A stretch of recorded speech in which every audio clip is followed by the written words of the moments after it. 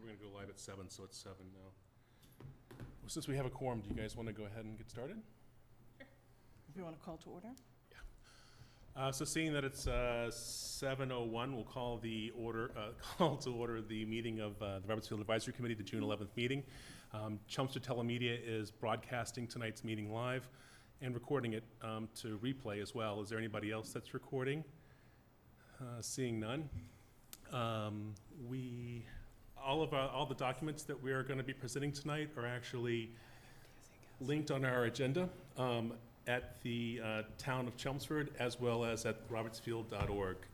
So if someone wants to follow along with us while they're watching the meeting, they can click on the link and find the documents that we have there. So we'll open up the meeting with public input. Is there anyone that has anything that they'd like to add? Yeah. Jim? Bring the slide up.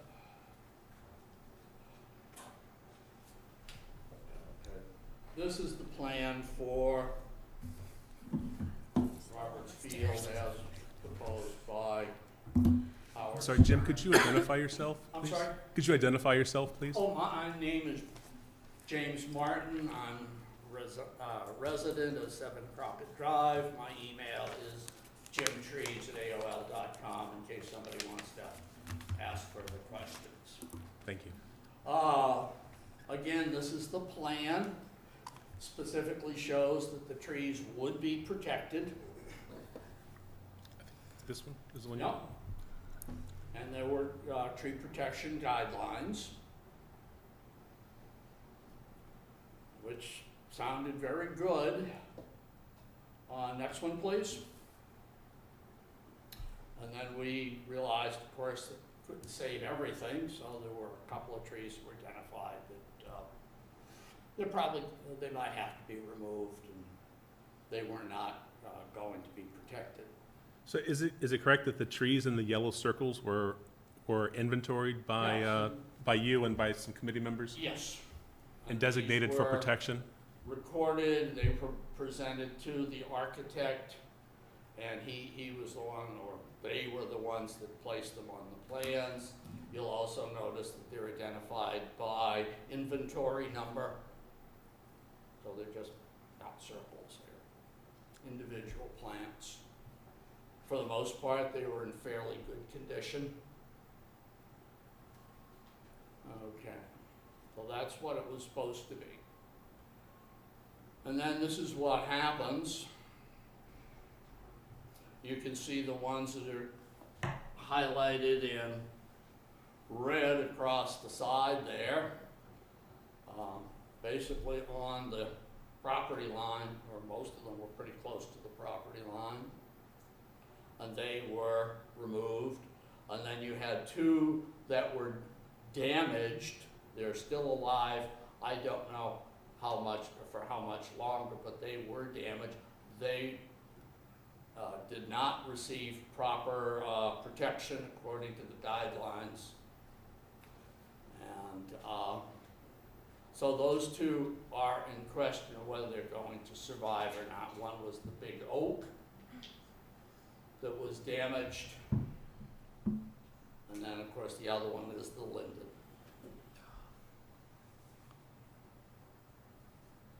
So my question is, if they're not going to be protected, what's going to happen on this new and improved thing that's coming along? Are all of those trees going to be damaged and destroyed? What's she referring to? I'm sorry. No. Barry Jefferson, 5 Bridle Road. We referring to the yellows down at the Yeah. bottom? All of these here, this is the proposed work area. All of these are going to be gone. They're subject to going to be damaged. Are they, I guess my question for you folks is, are these going to receive the protection that was called for in the original plans? May I ask a similar question? Do we have any documentation about the red ones that were taken down? I mean, for example, number 9,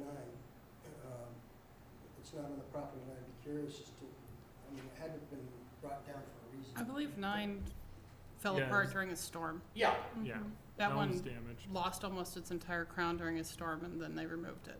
but it still would have recovered. It would have been a little bit ugly for a while, but Right. it was removed. The other ones, I didn't hear anything. Well, my recollection is that we voted on I thought it was 3, but maybe it was 4. I'd have to go back and look at the minutes, but we voted on those that are outlined in the back end to be removed based on information from the DPW that they were going to locate a fence back there, the main access fence, and that those were interfering with the gate. No, I missed a couple of meetings. I don't have recollection of that. Can someone, I do recall the same thing as Bill. okay, as long as you do, because I only remember the discussion about the ones near the backstop for the baseball fields. And the one that was damaged in the front, I think we did vote on that one as well. To be Yeah, I removed. think it Number was in 9, yeah, we did. Yeah. such sad-looking shape that though we had wanted to save it as a committee once the storm took it out. Back to this one, 45 and 54, if you can see, were on the property line. They weren't anywhere near the fence. Yeah, I was just saying, I'm wondering, we probably just need to look at the meeting Now, minutes and we wonder have why. pictures of the, they at least recommended them. 45 with a ribbon around it and it said saved on it, Yeah. to be saved. So, I don't know, I'm very concerned about the remaining plants. You've got some really nice, interesting plants in there, and to see them just wiped out for no good reason. So the DPW has this, right? So when we're looking at doing the plans for the rest of the, Well, I don't know if they looked at the No. plan. They damaged number 12 there. Bill and I were gonna go out and put up the fence, which probably should have been done by the DPW, but they had gotten in already and just took out about half the roots on the oak tree. And that still had the flags on it to be protected. So I don't think they looked at the plans or read them. I think they went out and did whatever they damn well pleased.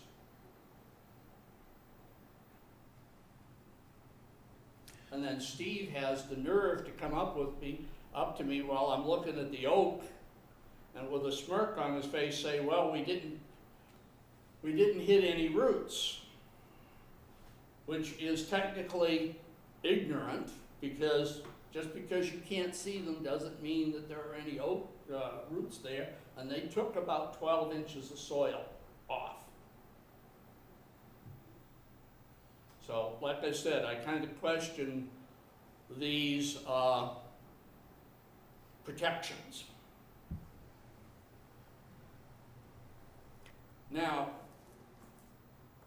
you're going to see another slide of this, and I didn't have it, but down at the bottom under notes on the lower right-hand corner, number 9, there's a statement from the architect that any features were to be relocated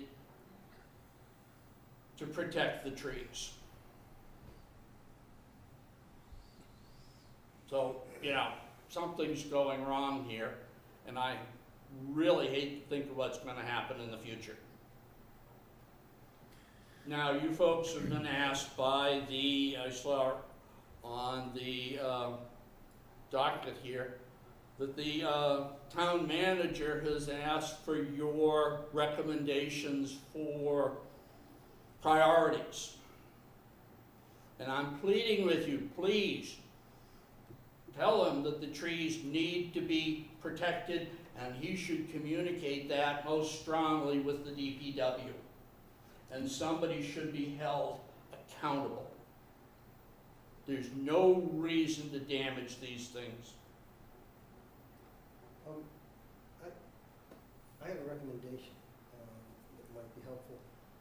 In the plan, if we had a separate page that basically listed the trees and the status, and if it's if something happens to a tree, it gets damaged, storm hits it, the committee makes a decision to take it down or to do something, then all the trees just get updated, line item by line item. That way we have a reference, we know what's been decided, what's been done, and we can ask the DPW if they have some kind of an accident, a tree gets damaged, report it, let's get it into the plan.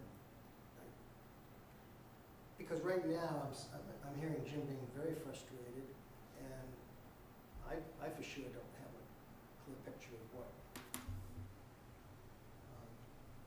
what has happened against plan. I suspect we collectively don't really have a clear picture of that right now. No,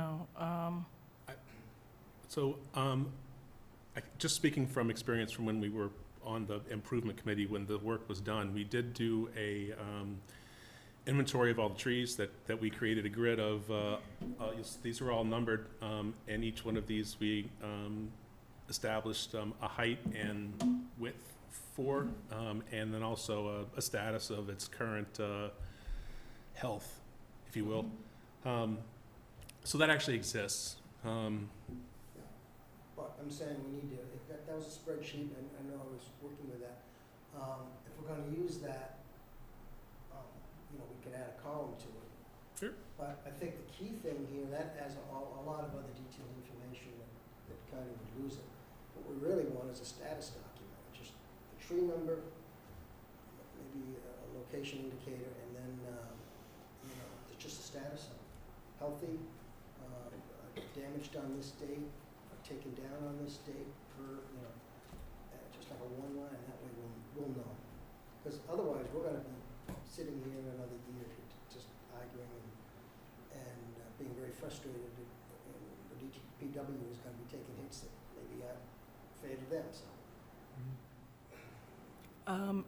I think we need to acknowledge, though, that as a committee, we don't have a whole lot of control necessarily over what town employees do. We do have control over our statements to the town manager and requests for replacement of trees and things like that.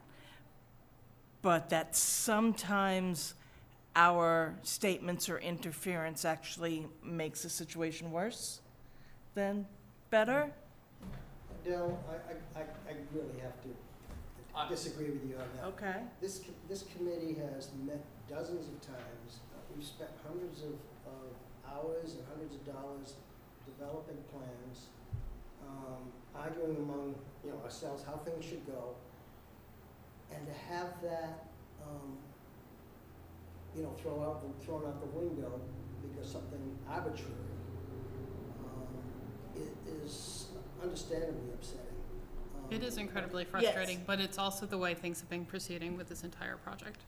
Well, So I we have discussed many things, we have agreed on many things, and what has actually happened and come to fruition in the field is not something the committee members are standing there and blessing as a committee or necessarily being communicated with until after the fact Yeah. when we go down there. So I agree, I am frustrated with a number of things that we have spent hours and hours and all of our time rediscussing and discussing and fine-tuning, and then it has not come to any ultimate reality out in the field. So I see your frustration, I agree with your frustration. Yeah. I'm not sure it's not like we have any teeth as a committee, as far as I know, to, we are advising, we have advised, this is an advisory committee, and we are advising, and we were spending a lot of time coming up with things to advise, but I'm not sure what our real, abilities are, because the orange one, I can't read from here what the not oak orange one is. I mean, we expected that to be kept undamaged. We also expected the path to be in a particular area, and it was not, and it wasn't communicated, and that was a whole thing, and that's just a kind of a continuation. Some of them, and I think I just don't remember the full agreement on the other pink ones on the lower left. I think I didn't think all four of those were going to be agreed upon to go, but I do think at least two of those, it became clear that with the gate and everything in that area, it was agreed upon as a committee, and as much as we, in general, all of us, I think, would like to save the trees, I think we did discuss those as a committee and had reason that we believed that was more beneficial to the overall park to get rid of them. So again, to your point, I don't think all of it is the DPW decision that is ending up with these circumstances changing over time. I'd like to point out something. You folks were the ones that went to town meeting. You were the ones, not DPW, who got up and recommended to town meeting that this plan be accepted. Now, I come out of the commercial side. So when we bid on a job, that is a legal document. We have to follow along what that plan says, whether we like it or not. You folks got up and told town meeting, yes, this is it. They can read for themselves. You're gonna go back again and tell people, oh, this is great. Maybe it's time to start thinking you might have more power than you think if you're willing to get up, stand up, and say something. Just remember, you were appointed. Somebody should be listening to you. And if they're not, maybe you got to think about why are you on the committee. I think a number of us have had a lot of conversations with a lot of people involved, and whether or not we're listened to really has very little to do with whether we are willing to stand up and talk to people. Yeah. At all. I've spoken to the town manager personally, I've spoken to the DPW people independently, I know other people up here have, and so I would really like to express that I do not think anyone here is not willing to stand up and talk to people. Then I would make a recommendation, you do it in writing. My thoughts. So, Do you folks have any questions for me? I believe this is the last slide, isn't it? it is. Actually, I have a question about the 2 trees in orange. Right. I can't read numbers, I can't see. Okay, you're talking about this tree here, 12, which is a Right. oak, and then this one here is the little leaf linden. Right. I know that as we, I know we'll deal with it later about shade structures, and it was the next thing.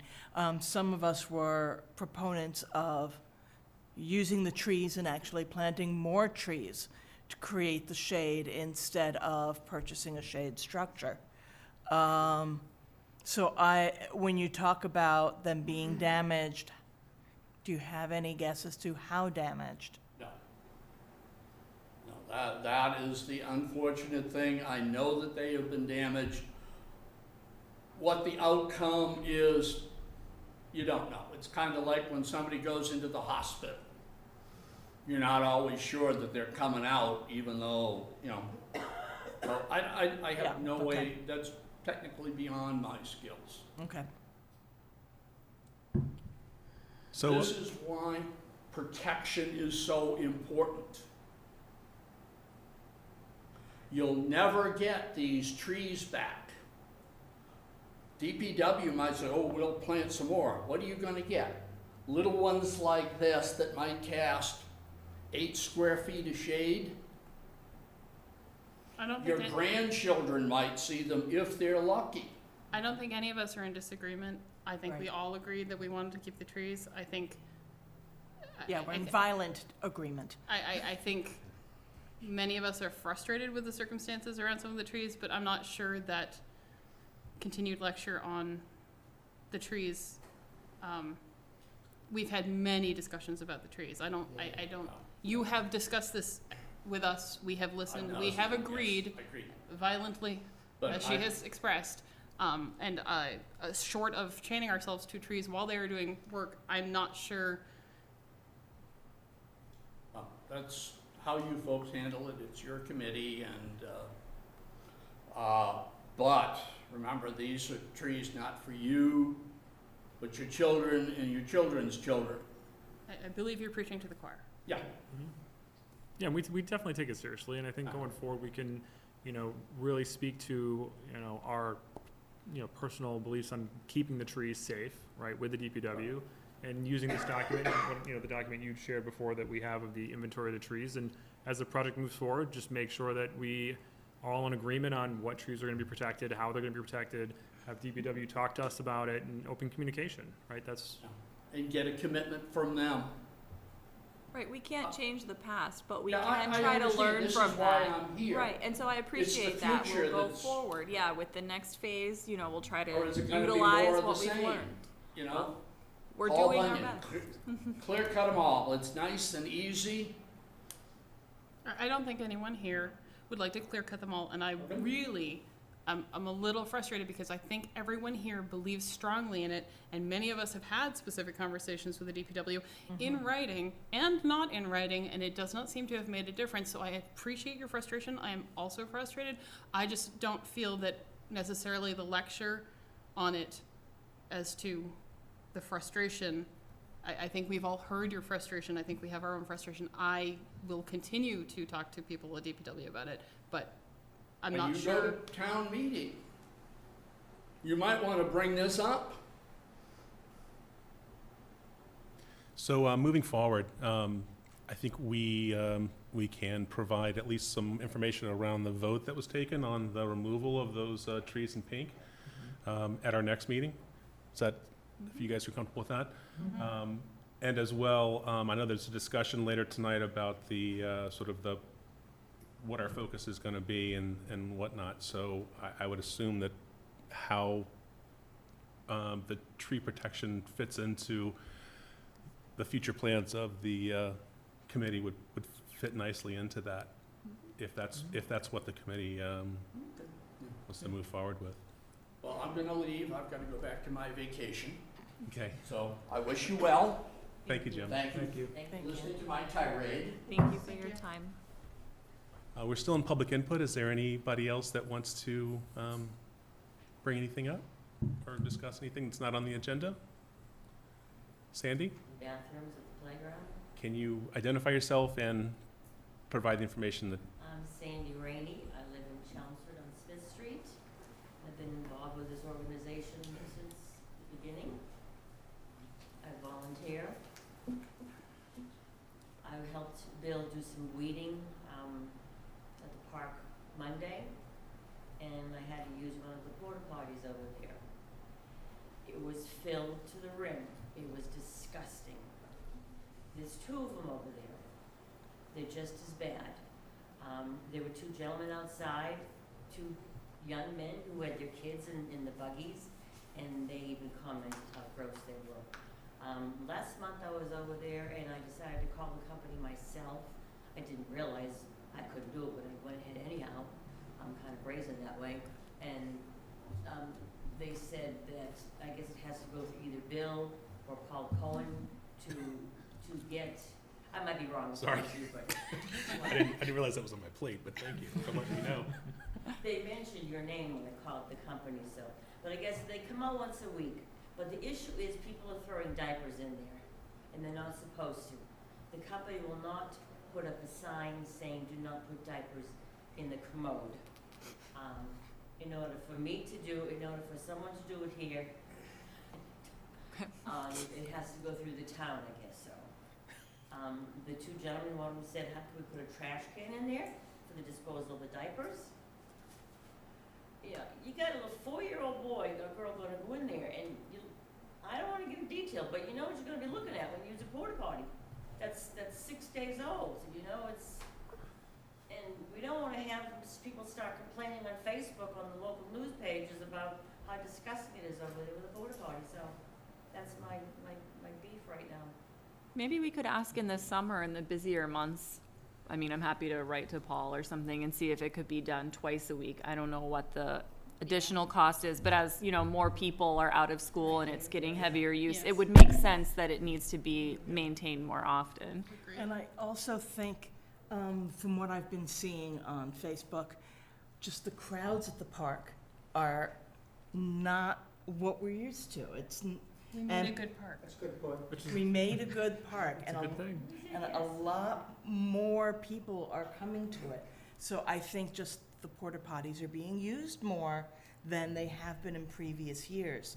And we may have to completely rethink whether only 2 is enough. You know, the irony of the porta potties is they were, I believe, chosen because we didn't want to get into worrying about bathroom maintenance as a Right. committee dealing Right. with bathroom maintenance. So it seems we are going there. So maybe, I mean, hopefully they can schedule 2 times a All right. week or something. I'm happy to do that. I think I'll ask for that. I'll ask for if it's okay if we put a sign. Right. And maybe I could even ask if DPW could put a trash can near the porta potties as well. There's one literally right Oh, outside. it's right outside? Okay. Just need to have a They were sign. thinking of putting one inside, It's you know? kind of even- No. Not a lot It of- kind of ruins the whole Yeah. handicapped accessibility Yeah. space, I believe. So I would say probably Go for the that's sign. Okay, signage. I'm happy to do that. And signage, please bring bags to dispose of diapers outside. Mm-hmm. Yes, Please it's like dispose of diapers 5 steps outside. away from- Well, yes. And to provide your own bag. Yeah. We had that. But by the time you're in there, whether you have a bag or not, the diaper is getting disposed of. Yeah. So And Okay. long-term, part of the list of improvements that's in the master plan is a covered shade structure that would include an area for a covered seat, right. like a changing, Mhm. sort of pseudo changing table, Yes. and a trash can as well. Yeah. So it's at least in the plan, and I think that's easy enough to add a more permanent sign to that saying, please, put your diapers in the can. And I don't know if the town manager or the facilities manager or the playground coordinator would be the best person to contact about that. I'll probably contact all of them, just, right? Yeah, I support Shooting that. it out there, somebody, whoever's job it is, let me know, and I'm happy to take care of that. Thanks for bringing it up. Thank you. Thank you, Sandy. Anybody else have any public comment, public input? Actually, I had a question. I'm sorry, I can't remember your names for our abutters. I wanted to know how things are working out for you right now in terms of noise and traffic and all that other stuff that we're working on.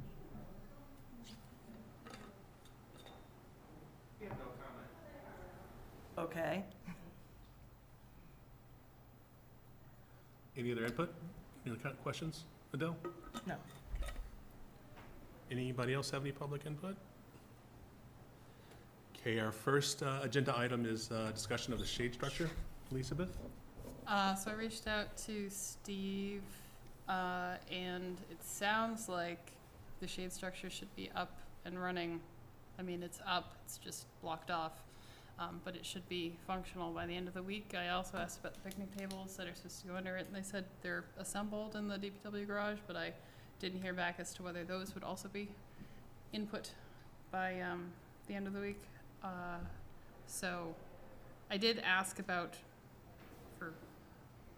I gently asked about more detail about what was going on with the shade structure and didn't get any more specifics. I, was wondering if it was damaged and that's why it was closed off or something, and I didn't get any I think they were, sort of information. I was down there the other day, and it looked like they had put concrete around the bottom of the footings Okay, where the bolts were. So Right. that looked like it was drying, so maybe that's why they had it roped off. That's really the only thing I could notice. because there was a bunch of wood still left in the Yep, there's a little thing, bit but of it didn't debris. look like there was any more wood going up. But I did notice that some of the wood up above looked a little mildewy or funky, which I assume is because it was under a tarp for like 8 months, probably, right? I don't know. So I was emailing to see if there was like damage that they were waiting to get fixed, and that's why it was blocked off, and I was told that there was no damage. So all I know is it should be open later this week. And they have the picnic tables, although whether or not those are in later this week, I'm not 100% sure. So, Great. But yay, we will Yeah. finally have a functional Yeah. shade structure. Any questions or comments? Gate? So I had a conversation with the Steves about a month ago, I think. I ran into them at the playground, and it appears that there's video of people specifically vandalizing the gate, trying to fit them in the back of a vehicle, failing, and bring them back to the playground. Trying to what, I'm sorry? Fit them in the back of a vehicle. They tried to They steal the tried to gates steal the and gates. take them in their car. Couldn't, and then brought them back to the playground.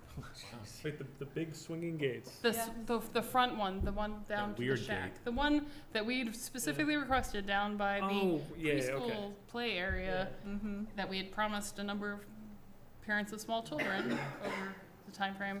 And I think everyone here knows that the DPW was never a big fan of having the gate in the first place. They were concerned about vandalism. I Really did not realize vandalism included people trying to steal them and put them in their vehicles. But it appears they have no plan to replace them due to this. And also, I was told that they'd had at least one complaint that, at least for the time being, is the handicapped accessible path, although I didn't think the slope was accurate for being a handicapped accessible path, but because that is the handicapped accessible path for now, there was complaints about the gate blocking the handicapped accessible path. So I'm not gonna issue my feelings about this until we have another handicapped accessible path, I guess, if that's really causing people a problem getting into the playground. That was not the goal. I do still feel strongly that a gate over by the little kids area, many parents feel that is a positive thing. I still don't understand. I happened to be at the playground the day they were taken and the day after they were taken, because I was there in the evening one day. Actually, you had come down that evening to bring rocks or something. We talked. We were there quite late. The gates were there. We left. We came back the next day, and then I went, where are the gates? And they were leaning up against the side of the fence over by the big kids playground. And apparently, I think it was like 9, 10 o'clock at night is when the videos from long distance that they saw someone doing this stuff. But I was trying to figure out, because the damage that you could see to the gates was very odd. It looked like someone had damaged the top of it. Because I don't know. I don't know what someone was thinking, but apparently it didn't fit in their car, so it was in a very formed plan. I don't know. But I do still believe that we should have a gate personally. But if, again, until we have another handicapped accessible entrance, I guess I will table that personally. If it's causing a problem. Was that gate what you had in mind, sort of that style of gate that they ended up putting in? Because it kind of struck me as odd. No, it was not at all. And It's very difficult to use. I talked to them about it, apparently, and I don't understand this, because they basically told me they couldn't do one swinging thing because it was too long, which doesn't make a lot of sense to me, since the gates for cars in the back are obviously much longer, and many other fences I've seen have had at least that width. But they had to drill into the brick, which people were surprised they drilled into the brick. I certainly didn't know they were they drilled into the brick to make the hole for the bottom thing, The right? footers. Oh, I don't know. I don't know. What, for the lift lock? Yeah. Okay. I don't think I'm making that up. I'm pretty sure that's true. Pretty sure I had a conversation It's not about an this. engraved brick. No. It's not a hole in an No, engraved brick. because it's right in between the old and the new stuff. But, 'Cause yeah, my- I was surprised that was the gate. I mean, there's gates on the Bill Ricca Park it's near O'Connor's Hardware. Kids That Kids one. Connection. There's like a double airlock gate thing. Mhm. I mean, gates on playgrounds are not that uncommon. And that was, I will say, the double gate with the two things and whatever, it was a bit of a thing to get through if you had a stroller or something, but, And then to close, it was difficult too. right, it's not exactly what I pictured, but I was just frankly thrilled that we got a gate at Because all. I think my recollection is the discussion we had was that we wanted a gate, one single gate that would sort of close automatically but not slam fingers. Right. Yes. Yeah, And this seemed to be some sort of a permanent, temporary kind of an opening. I don't know. I'm not sure that I don't know what the theory was. It wasn't talked to us about. Right. And then it was decided that it's not gonna be replaced without talking to us, so. So do we want to take any further action on a gate? Assuming that at some point, if the improvements are funded and the inner walking track is created, that will create a new handicapped accessible, the main pathway into the playground. At that point in time, I would highly recommend we put a gate back on. I feel somewhat guilty that this is a inclusive playground if we did actually cause anyone with, handicapped accessibility issues problems getting through the brick area that makes me frustrated, so I don't want to cause any problems there, but I do strongly believe that in total, if everything is done, and we should have another path coming to the playground, to the main bridge structure thing, that once that's done, we should have a gate over there. Because it won't be the main entrance for anything. And maybe at that time, then discuss a different style of gate, but there's no need at this point. Yeah, Yeah, I just we don't can table it. Yeah, I agree. see until then. Indy?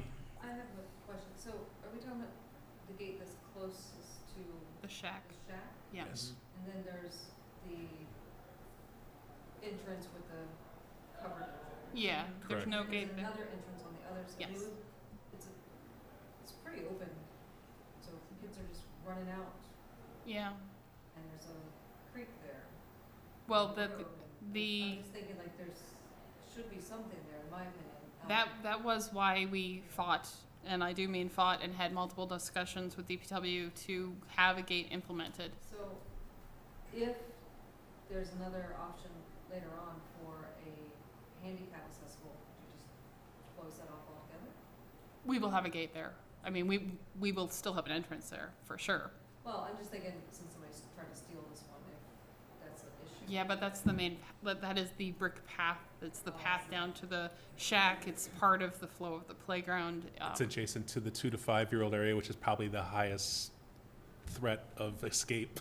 Right. It does make me concerned that, I mean, that's why I have a 2 and a 4-year-old. That is why I personally wanted a gate there, and why I argued for it multiple times to multiple levels of the DPW for it. I agree, I just was trying to visualize. Yeah, I mean, the other entrances we're not so concerned about. They run, you have a head start. They have a head start on you, but there's a field width of adult legs to catch up with small children. But yeah, the creek, the road, the poison ivy also. And I gotta think there's gotta be a fence style that we can have installed that's not easily stolen. I mean, Or coveted. I mean, that was a fancy gate. Yeah, I don't, yeah, I mean, I have to say the fact that we were warned over and over again that there was vandalism and that there was very shortly afterwards, I don't know whether we have specifically focused gate vandals in the town of Chelmsford or I don't know. I Or just, whether it all was I mean- so fancy that somebody really, don't wanted it. understand why you would try to fit okay, this it brings in up your another car. topic. We can talk about it later though, but it wasn't on the agenda. It was security.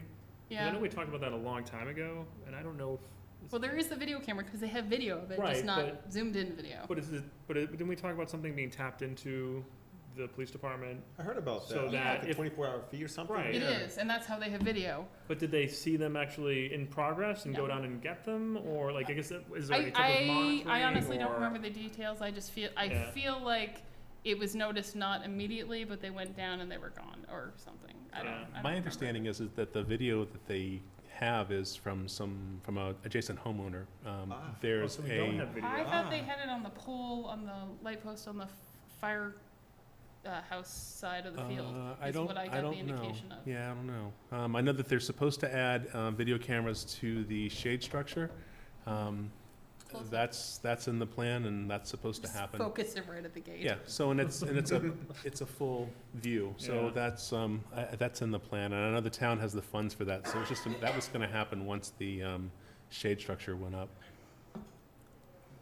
I don't know if somebody wants to follow up with, Steve Yonley about, the security camera, that would be, So one I that's guess gonna be would installed. it would be Steve? It wouldn't be like the police department or anything like that? It would definitely be Steve, yeah. Mm-hmm. Yeah, it was something that the town got funding for security cameras and a thing to send the feeds around. So Ted Luter was the one who got the funding for it, and then Steve was the one that's gonna be responsible for getting it installed on the shade structure. And that was just pending the structure going up Okay. and power going there. Is there power? I don't know if he ran the power to that or not, but there's power to the pole. And the Right. plan was to run a line, subterranean line from the pole to the shade structure. Right. I just don't remember. And then there's seeing supposed to be, anything that would've- there's supposed to be two, I think two, maybe it's one plug, to plug into. And then for the security camera, it's gonna be a point-and-point systems, so there's gonna be some sort of receiver over by the firehouse, fire Mhm. station, and this thing is wireless, the security camera is wireless, but it needs a power feed. Right. That's, Okay. that's what I know, so I don't know if. So, yeah, I mean, I can check out Steve if on that if you want, yeah. Any other comments? We were on gates. Or we'll throw in security cameras too, if anybody wants to talk, comment about that. Okay, seeing none. This is supposed to, there it is. Oh. There we go. All right. So I do have an update on the Sandbox from Steve. So I reached out to him. I know we talked about possibly relocating the Sandbox to the corner, but then I guess that was, according to him, it was decided by the committee to not do that. I might have missed that meeting, I believe. Okay. I don't think we wanted to move You it. don't want to, yeah, we just, I guess, decided not to move it. So then the biggest problem though is the fact that it's filled with water, it gets flooded. And It's so. the water feature, half the people want it. It's the water feature, no, it's not, yeah, no.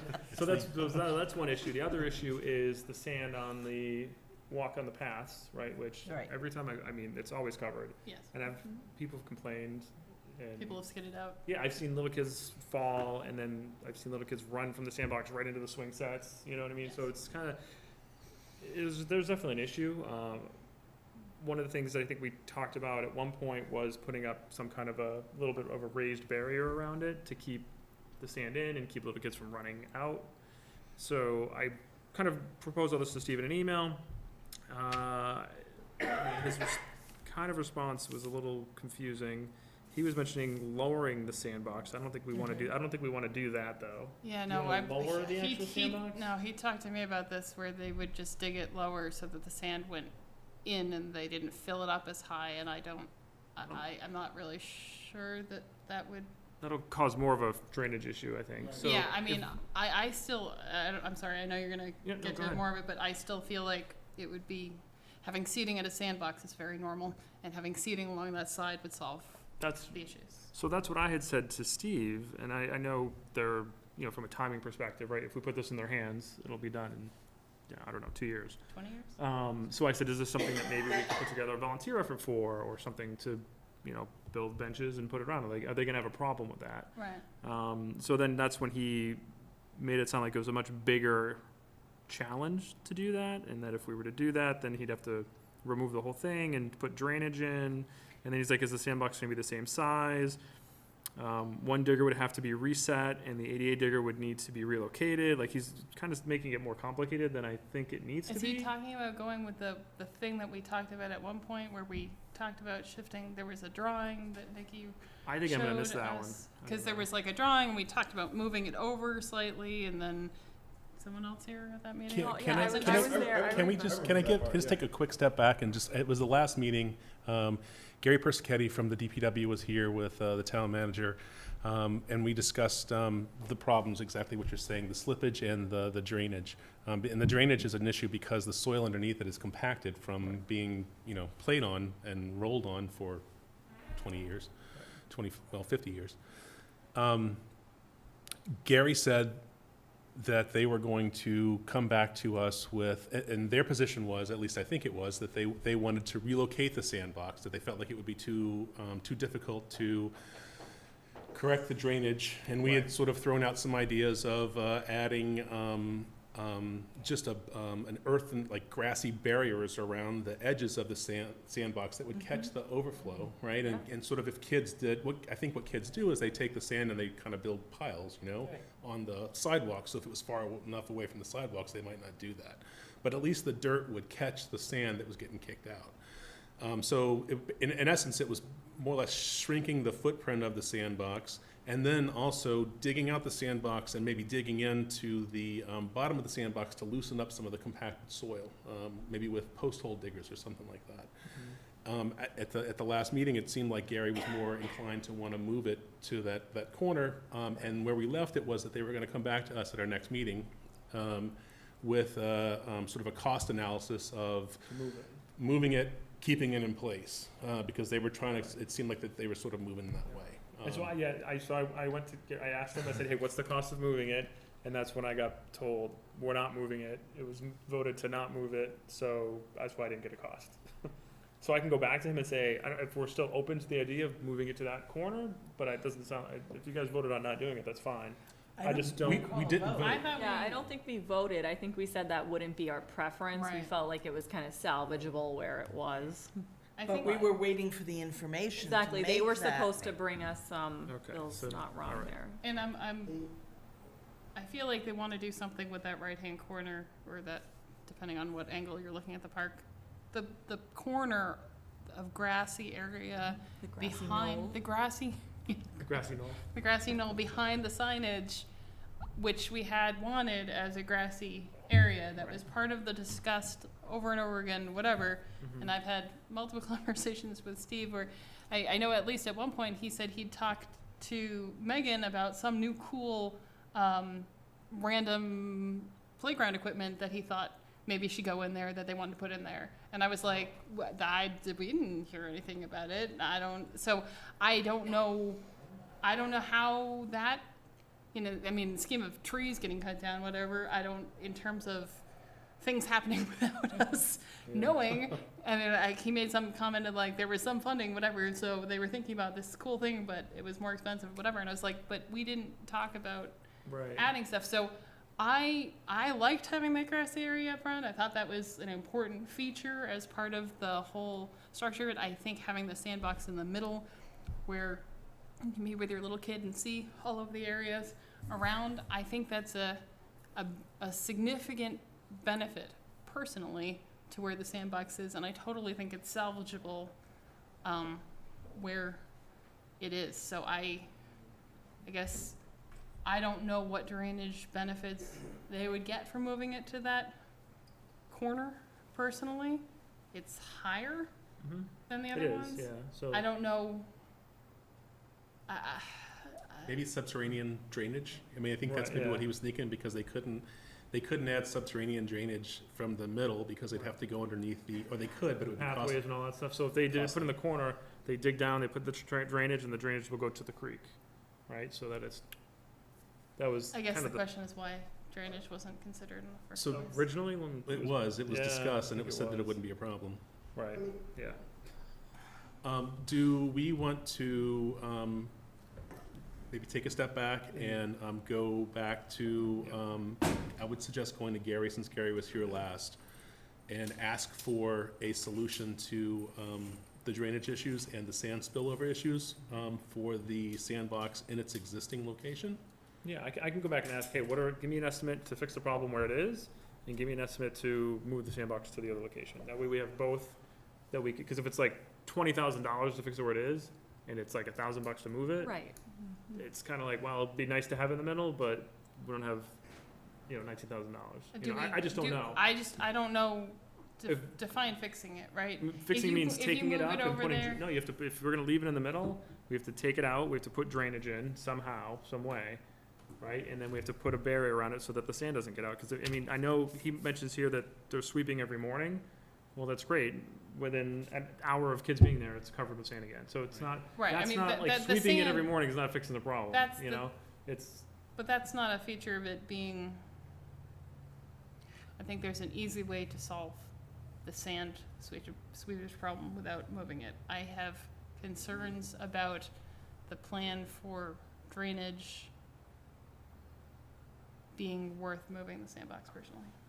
that's what I'm saying, yeah, we just gotta find out what the cost is. Not just a cost. So not do just we a cost want to issue, just go back and ask personally. Gary to solve the spillage and the drainage Yep. in its existing location? Right, yep. Can they come back to us with a? Yeah, I'll just get some. Yeah, I mean. No, but I'm not directing that. I'm just No, asking. I'm I asking the think committee members we if that's asked for what you that guys 7 want. months ago. I have no problem with getting the numbers. I personally would just say that I don't think it's like if it costs 20,000 to do it here, I don't know that, given that they already want to move it, there's probably a variety of ways you can improve drainage. If you I give don't me think they the, want, honestly, I don't think they want to do anything. From the email that I got, they seem to I think it's agree just that fine they the way don't it want to is. do anything, So- but if they're going to do anything, I can tell you that they're going to want to move it over the other one. And so if we get given a platinum drainage idea for how much it would be to redo everything in the middle versus the bronze version for moving it, because bias affects people's.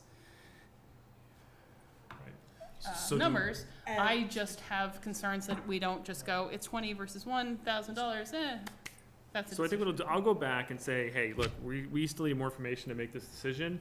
Here's what I need to know, and then I'll come back and share that with you guys. And maybe break it down, how much to solve the sand spillage issue and how much additional to fix the drainage, if that would be okay. Or actually, how much to fix the drainage, and how much additional to fix the Yeah, I'll just spillage. break it down into a couple different, I mean, components. the drainage is a health issue. Yeah. I mean, obviously the slippage is a health issue too, but it gets nasty. Yeah, it's gross. Yeah, Yeah. It's, and it kind of goes along with with the trash or whatever. Like, we don't want stuff getting on there. Like, oh, don't go to Friendship Park because the sandbox is always filled with dirty water. Yeah, I got flesh-eating bacteria there from playing in the sand. Yeah, I mean, Does everybody, can we just take a step back and remember the sandbox features that were there in the old park? Right. It was a pile, it was a pit in the back, like dog poop, poison ivy. terrible. Right. I'm not saying that, that's okay, but I'm also saying, we've come a long way. And in our quest for perfection, for pristine sand without a germ, why don't we just get UV lights to kill it? We could do a lot of things, but we Exactly. also just We need hired to the be best UV. practical as well. Like, it's a sandbox, it will rain, Right. it will get And we wet. have had an obscene amount of rain this year. That was something they brought to us at the fall and Right. said we had an obscene amount of rain. So Whether I we don't will know, continue to have an so obscene that's amount just of why I'm rain. curious to see, like, broken down, like, what would Yeah. we need to do to fix just the spillage, to fix just the drainage, do them both. And yeah, that'd be great, Marcus. I think Can I if you just ask comment Gary, on- just one quick. Well, I also wanted to just explain why the moving, becomes, by moving it, they can add it to the entire drainage plan that they're going to be doing for the sports fields. Mhm. And so that way it gets connected to that, and, so it's a more holistic approach. Then the kids are sitting over in the sandbox by the lacrosse, right? Which, we where we're discussed supposed to Where have no the- one was gonna be over there because that's where the balls were most likely to fly, right? I So are we gonna thought put up a the thing? backstop net was a requirement. Yeah, there's still, that's the goal end of the lacrosse field will be, facing that corner. Yeah. I think you've exaggerated the problem with the drainage. If you think about it, the drainage isn't a problem in the rest of the park. The real problem is that the sand is just so low that what water collects, it collects in that sand. And if you get the sand up in the air a little bit, then any water, it's just gonna drain out under the ground, and it's just gonna dissipate the way it does today everywhere else. So that's a simple part. One issue though with, building a wall around it and bringing the sand up in the air is handicap access. You guys brought that up Mhm. before. Right, but you could build a wall around everywhere except for the handicapped Exactly. access Exactly. area, and you'd still be able to mount where it. that digger is, we would leave that Right. alone, right? The one thing I'd like to recommend you do is before you go to Steve, just throw it in his lap, because he may come back and he may not be happy with the result. You might want to just think of calling Megan O'Brien or looking elsewhere and see how other people have dealt with this. This is not the first time that there's been a problem at a playground with sand. And Megan, if she doesn't have a product, probably could at least say, well, we put in a playground for such and such a town, and they had a similar problem, this is how they dealt with it. If you can go in with that education, you're gonna be in a lot stronger position when you're talking to the guys at the DPW. The issue's not the sand height or level, it's the soil that's underneath it. So it's basically a bowl. It's because the ground is so compacted that it holds the water in place. True, but if the sand, if you think about it, if you bring the sand up, and if the container of that sand is permeable enough to let the water flow through it, But it gets Then- stuck then in it can the come out bottom really because well. it can't go down any further. It's so compacted, so that soil needs to be, it's the stuff that Jim's been talking about for forever. Right, It's just so right. compacted that it just holds the water. But So- notice that that's the only spot on the playground, right? You're having that problem. That's not even, Well, That's when, not when true. It's the, over by the- when the it's snow not melt days happened at the beginning of the spring, we had a literal river running through the back where the zip line was. We Okay. had literally a river running through it. I mean, it was It was quite spectacular, but it did drain in like a day or two. We had a lot of snow melt and we had a lot of rain. I think the compacted thing is an issue, but I think that we will just be shoving the water elsewhere. I'll concede that, but just think about the rest of the park generally, like this time of year, is doing just fine, but you're still having problems with sand because it's down there so low, and as Bill said, it's sitting on top of very compacted soil. So the water that does land there has no place to go. But if you can get the sand out, that water can dissipate on the rest of the ground. And So- you're gonna have problems under heavy rain, obviously. Sure, of course, yeah. That's not your problem right now. You're having problems under moderate weather conditions. So moving forward, Gary was here and promised some specific information. So I think you Okay, probably better yeah. serve to reach out to Gary Okay. to move with that. Any other comments or questions about the sandbox? I would just make sure that seating is part of the discussion about. Yeah, blocking yeah, it. I specifically asked for that in my email, so I'll just go back and do it again. Oh yeah, the red picnic tables. So I sent you an email with this. The old red picnic tables that are there, that are kind of currently being moved around from place to place, they're, you know, either in need of repair or replace, and so I just kind of curious, the frames look fine, it's just that the wood either needs to be sanded and repainted, or just the wood needs to be replaced, so I thought, I'm like, well, you know, is this something that somebody want to take on as a project? I mean, I'm happy to do it and jump on and, like, you know, get some people in the neighborhood that I'm in to help support it, but I wasn't sure if we wanted to I support you save doing them. that. I support that too. I'm fine with saving them. I mean, it's, Take a vote. it wouldn't be hard to do. I so. think they're a useful feature. I know we talked about replacing those with the ones that are going to be under the shade structure, but I think there is a benefit to having movable ones with following the shade Yeah. elsewhere, and I think people use them. I'm sure they will use them less if they're nice shiny ones in the shade structure, but I wholeheartedly support if you want to take that Yeah. on as a project Okay. personally. We had reviewed and discussed a plan, the seating plan, that had them located sort of in the 2 to 5 area. There's one in the back, over underneath the big oak tree that Jim was talking about earlier, and then one over sort of by the open grassy spot. So they were definitely part of the project, and they were up for sponsorship for the playground sponsorships, but no, there Okay. weren't any takers on it. They're like So- the Charlie Brown Christmas like, tree, I'll you know, that he refer wanted to them when adopt. that's my sponsorship. We could certainly add a tag, Okay, sure. a It's tag equal to to Marcus. folks that would be involved in, especially if you're going to In pay doing it? for the Sure. materials Yeah. and do the labor. Absolutely, both Okay. of them could be sponsored, and if it's committed to quickly enough, could be added to the The brass sponsor plaque. plaque. Okay, yeah, But we're on a limited time there, so Yeah, that's I going to can have do- to be sort of buttoned up. okay. Which quickly. tables are these again? The older The- ones the that old kind The of picnic like, tables, yeah, the old Yes. picnic They tables, aren't in yeah. great shape. So, yes, those ones. if you yeah. guys were okay Not with the it, little I'll, kids ones, which are I'll also take in it. less than great shape, Yes. unfortunately. Yeah. But I you did need to just vote on buy it, those. or is it just like, I'll Did you get a just, we tag? just do it? Last year.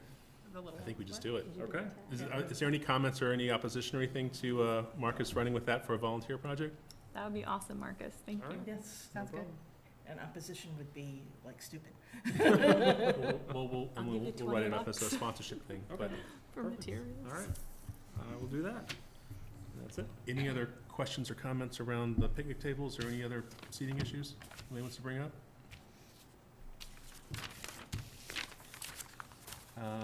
State funding update? Adele? Okay, so, as part of our general lobbying effort, we've gotten a lot of support from Senator Barrett. This seems to be a project he really wants to run with, and he put us up for $50,000 for the upcoming budget. That would be just a flat-out state Mhm. grant. It has passed preliminary things. The next step is it will go to committee conference for projects for the budget. It then will go with, to be approved by the legislature as an override to the budget. And if it passes that, then it'll go into the fiscal year '20 actual budget, and the next step for that is governor line items. So we've still got 3 steps or 4 steps to go, but it looks like we could be getting state money That's excellent. as just a blank grant. And then we also have the Chapter 209 $500,000 bond bill. We need to get more information about that, but it has now gone to the Environmental Affairs Committee that is discussing how to create the jigsaw puzzle of all the projects in the original Chapter 209 bill, and what fits into the amount of bond funds that the state issues or contracts bonds for each year. So it's, instead of being a 50-50 proposition, we're a little closer to maybe 60-65% on that. But the processes are going along. Forward motion. That's good. Yeah. And that environmental bond bill, the Chapter 209, it's not a 1 year and go away thing. It's going to be there for years and years. It's like a $2.6 billion bill, and the funding could happen. It'll be reconsidered each year. So if we don't make it this year, then it could come up next year and the following year and stuff like that. But it's something that's going to happen. To my understanding, it's going to happen after the state's fiscal year 20 budget is finalized. So that's the timing on that. And then also going back to the state budget amendment from Senator Barrett. So that's been earmarked by the DPW to be used for the interior walking track and the exercise equipment. And then potentially for the shade structure. That would just about cover the $50,000 would just about cover those 3 items. So that money, it would have, if it gets approved, that money has to be spent in FY20. So that means we won't be seeing any movement on the walking track until next year? Not necessarily. There's a slide coming up that we can talk about that. Any questions on the lobbying? And both of these things are obviously politically sensitive, so the folks that are going to be the decision makers, anything that we can do to help sort of leverage that would be helpful. So if you're on the committee and you see something on social media, it's always helpful to share and like that stuff, or to reach out to the decision makers, not necessarily just our representatives, but also representatives throughout Massachusetts, to let them know how important it is that these things, that Robertsfield be represented. Would an email campaign help on something like this? Yes, and we've got one in place that we launched for the 209, and then we're going to revisit that again when it gets closer to decision time. Right now, while it's being processed in the committee,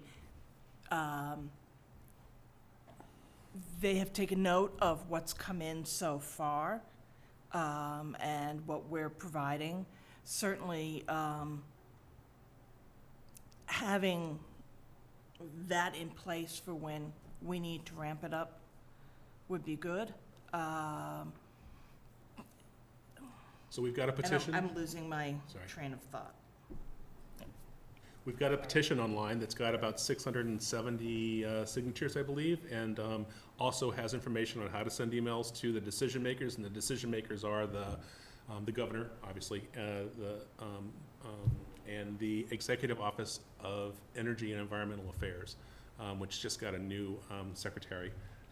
So at some point, I think the town will hopefully come together and sort of create a opportunity to sit down with these folks to say, so to speak, our piece and present the petitions and other letters and stuff that have been submitted.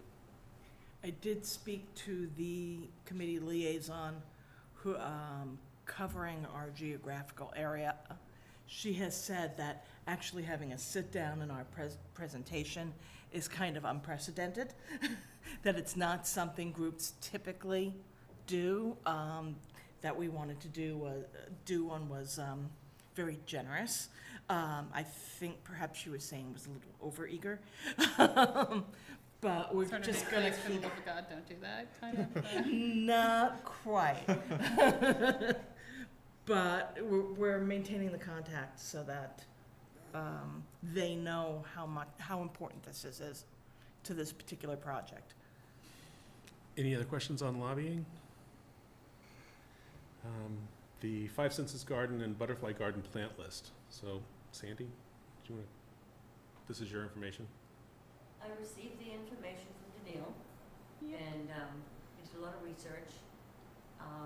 There's a lot of plants on there, plus there's a lot more plants also. I've been working, I went to and saw Jack over at Weston Nursery, Jack Wagner, I think, gave him the list. Yes, some, and no to some others, and he spurred up top of his head on other plants as well, too. It's gonna depend on what a lot of the nurseries are gonna have in stock too. You know, they might have, you know, butterfly bush this for 2 weeks, but then the next week they might not have it, so.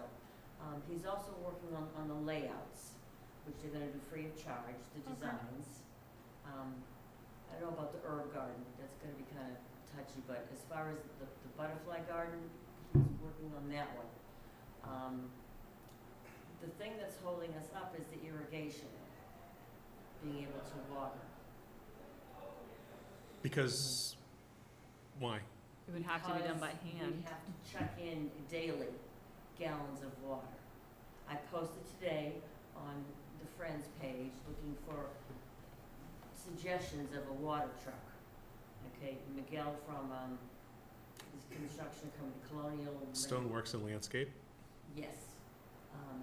And he suggested one person I've not been able to get a hold of, but I noticed someone did share it. Just to see if it's feasible, to see how much it would cost to have them go in there once a week, you know, twice a week during the summers, it'd be very hot. It's very critical to get, the plants need water during the summer. Did we talk about running something from the fire station before, or not feasible, or? It was done for the trees, and it's not a manageable thing to be done daily. Could we get some sort of cistern type rain barrel cistern? Rain barrel was a suggestion too. Cistern type thing just outside the fencing over in that What's going corner? to fill it, though? That's the. Rain barrel. I know what's going to collect the rain and then fill the barrel. When it rains. Like normally, rain barrels come off of roofs Off gutters, or gutters, like right? the downspout. Yeah, Maybe they're we not can do- open. Maybe we can do one off the corner of the shade structure. I think we had discussed that, and I don't remember who it was, but they said that there wasn't going to be enough surface space to create enough water to fill it. I think that was. I'm not trying to Okay. squash your Well, idea, but that's just if what it not meant. if not a rain bucket, can we get some sort of cistern that is filled once a month by a water truck that's put Okay, back there That's a possibility. that we could Oh, have a okay. spigot on? I don't know. The other option is a late summer, early fall planting, Mhm. which would be ideal because we get more rain then, the sun's not as hot. The plants would be able to get established with their root system. It's just the plants we want might not be available then. We can buy them. I think last year Mahoney said they could hold them for us. They would give us, was it a third off at Mahoney's? Weston will give us the contractor's price, which is 30% off. I'm checking with other local nurseries too. So far, they're smaller, but I like them. They're smaller plants, less money. It's just, if we buy them, we have to find a place to hold them until we're ready to plant them. So anyone who has a yard who would like to donate space I to know, and water them. water them. I was turned down where I live, but I tried, I could do that. We have some orange contractor fencing. I can keep the kids. I could put around it. That would be excellent. That would be my issue, is the kids getting to them. But Sounds like you could maybe, I- and Helen is also, sorry, I know. Oh. Helen has also offered maybe that she Okay. could host some plants, Okay, great. which would be excellent. How many are we talking about? it's a big area. I think he was talking, you know, as far as, again, this is their busy period right now. I just saw him over the weekend, Jack. He's definitely gonna work on the layout with Bill's drawings, up to something, and put the plants and label them. I'll have a better knowledge then. There's several dozen varieties we can have of butterfly plants that are not toxic to kids. I've Those being key. Key. Oh, yes. Key. And same thing with herb garden too, Yes. which it's gonna be, there's hundreds of herbs, but the majority of them are annual. So Right. those are gonna be planted in the spring. And again, you can. You're talking about the 5 senses when you say they're, okay. Yes, the five senses garden, yes. So, I'm sorry, are the plants on this list, or have these been vetted to be safe around kids? Yes, they are, Okay, so all these plants are safe. yes. Okay. Yeah. And again, the idea of having the host plants in this, the butterflies can lay their seeds on eggs, that's important. Then you need, the plant that the larva will come out, eat. And yeah, the life cycle of the butterfly, there you go, thank you. It's like there's a slide for that. Yeah, I just went over to the butterfly place and, Yes. did a little thing with my toddler and talked to somebody there, and they kind of explained it, and they're like, this is a great place, look, we recommend this site. Doesn't mean you have to have all of those, but it was just, like, Right. here's a couple on that list in each thing, and then get what's available, when you have it. So it sounds like unless we have a solution for watering, we should hold up, especially if we're gonna spend money. There's budget that's set aside at the town for plants. And then we'd also talked about doing donations, which, like live plant donations from around the area, which the fall would be a great time to do that, because people can split their plants at that time. At least there's some greenery there now. I don't know what it is, but The weeds? it's green up there. Oh, is there? Yes, it's much greener and. Yeah. Weeds. There's a few weeds growing there. Weeds are only plant weeds if they're plants that people don't want in a particular area. And right now, any greenery there makes me happy, so I like it. It's not dirt. That's an Well, improvement. why don't we split our effort with the idea that the plants will be planted in the late summer, early fall, because that's really the best time to plant them, and it gives DPW time. I know their plan had been to dig a well on that side for irrigation. What? I don't think That's I not don't think true. so. No. That was mentioned as part, Last time I talked to Steve, the well was to be located back, sort of in the back between the two new baseball fields. That was at least where he was saying. And they're not gonna, his take was that they weren't gonna put the irrigation in until they put the fields in. So it could be years before, the irrigation goes in. So can we look into getting a cistern Yeah, I put that here into, as an idea, okay? Yeah, absolutely. Stick it under the sandbox. I was gonna say, there's gotta be, we have this massive amount of water. See, you wanted to know where the rain bucket was, where the rain thing There was you gonna go. get filled from. Right. We really Water just from the need a sandbox. pump system. You're right. And that's actually not the worst idea in the world. Kids love We could joke about this, but we could implement a science corner. The child labor sounds horrible, but my children would love to pump things, and you could, anytime it rained, come pump the sandbox.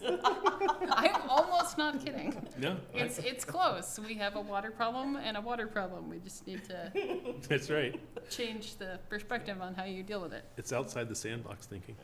Yes, we're thinking outside the box. yes. But as I was saying, to purchase the plants that are unusual and are unlikely to be something that people can donate, Right.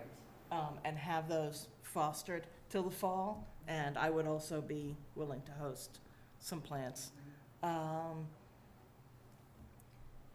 And then, come late summer, put out our call to the community saying, we know you may not be able to donate money, but if you have a perennial on this list Yes. that you can donate, the park would really appreciate it.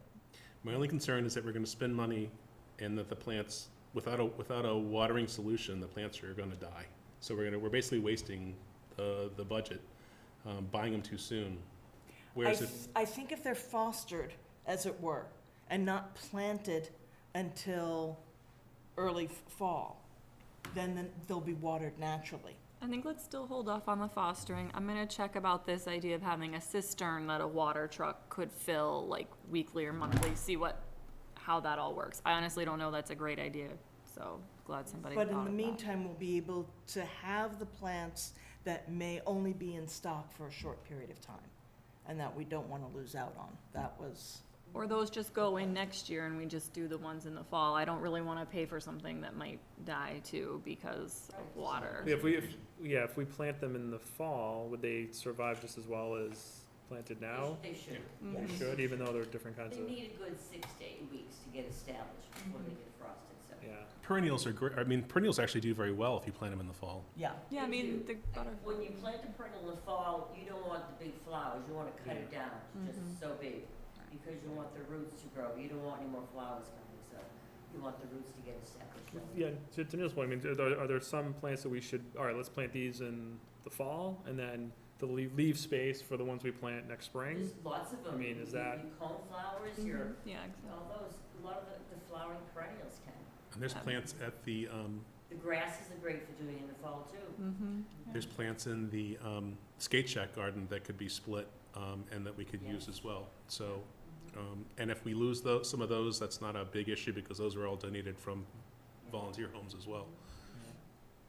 So is the plan then that we're gonna hold off on making any kind of decision about purchasing anything? I'll start, yeah, I think we until should hold off. Have a watering plan? I'll start with that cistern idea, cause I think I can't think of anything else. That's really, to me, maybe the only viable option, to have Right. enough water close enough that isn't, like Yeah.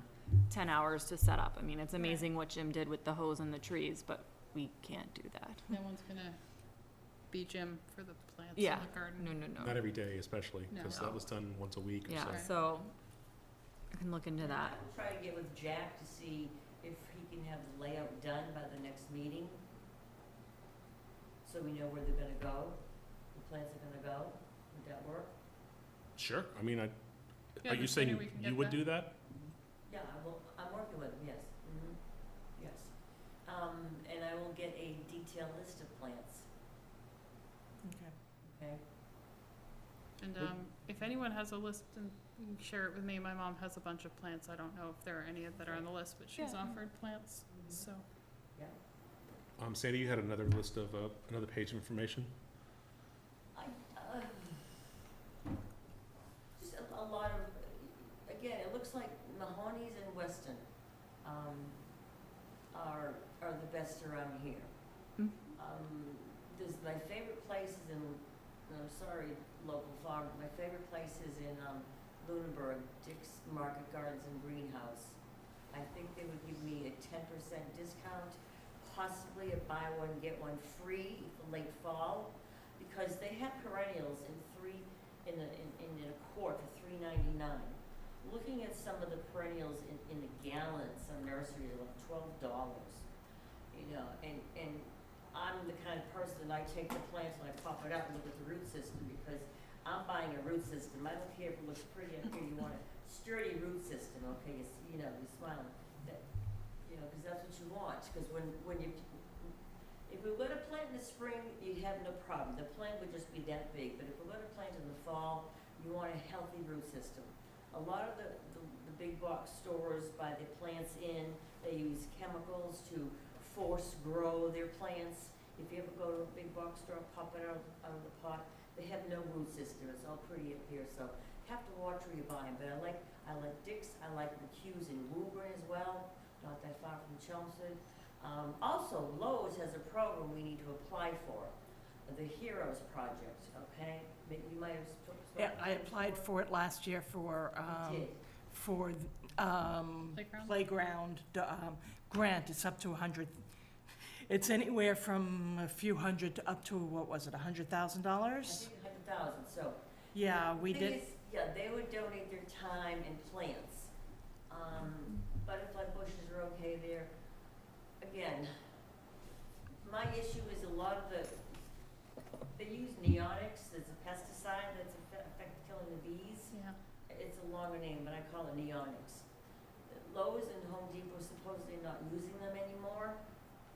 They were supposed to phase that out a couple of years ago, but it's still a big issue on social media, that the plants you're buying, we don't know 100% for sure if they're not treated with this chemical that's killing the bees, so that's why I prefer to buy from local and smaller growers.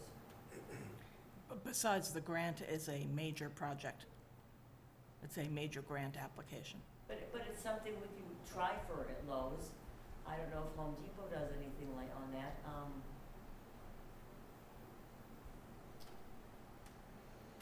So next steps, Daniil, you're gonna work on the cistern idea. Mhm. Are there any other next steps?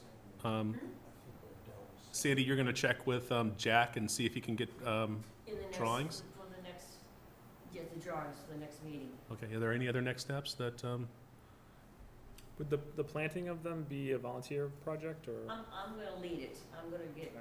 if it's just me, it's just me, but when we talked about this last year in the spring, there were several people who said they would volunteer to plant.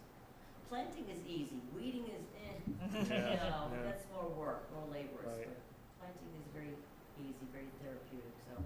Get kids involved, you know? Yeah, my wife is interested, that's why I was asking, so, Yes, yeah, yeah. whenever the time comes. Yes.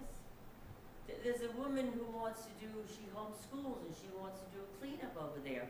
You know, have the kids all walk around the playground, the softball field and do litter pickup too, but every time I'm gonna be over there, it's just not the right time for her, but I'll see if I can schedule something for her before the kids get out of school. okay. Any other comments or questions about the plants? Okay. An update, the climbing rocks, as I'm sure you all know, were removed.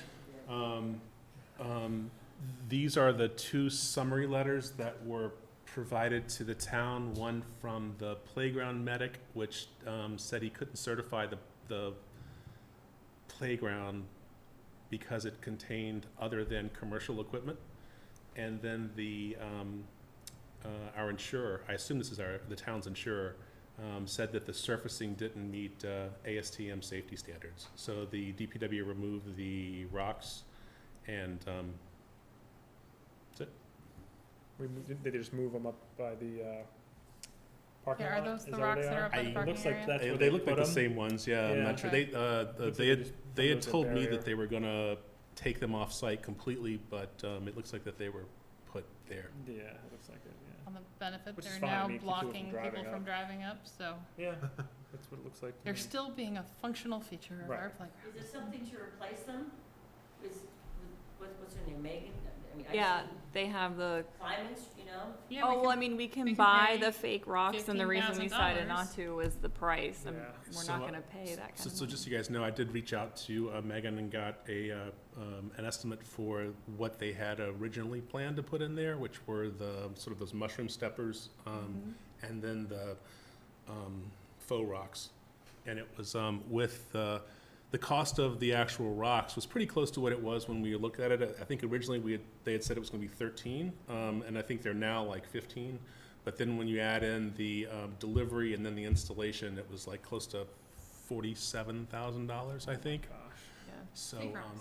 mhm, But those I can be had a- certified. yeah.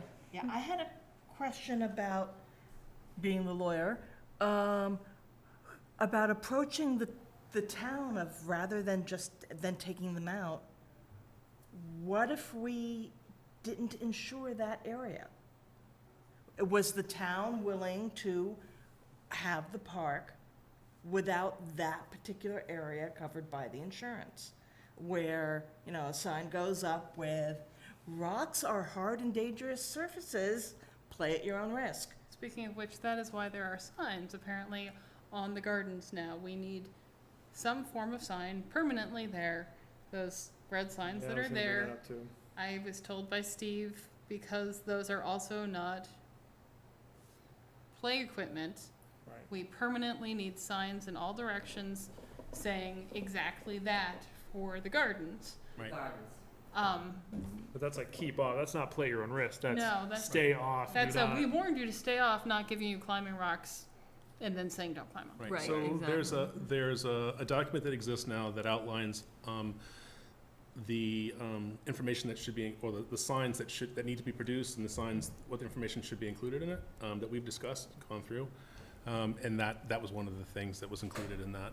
And But have that's- we approached the town about a play at your own risk because it No. is a natural feature? The whole idea is this is a nature park and that some things should be obvious, namely that you can get hurt playing here, but that's part of play, learning to negotiate these kind of things without hurting yourself.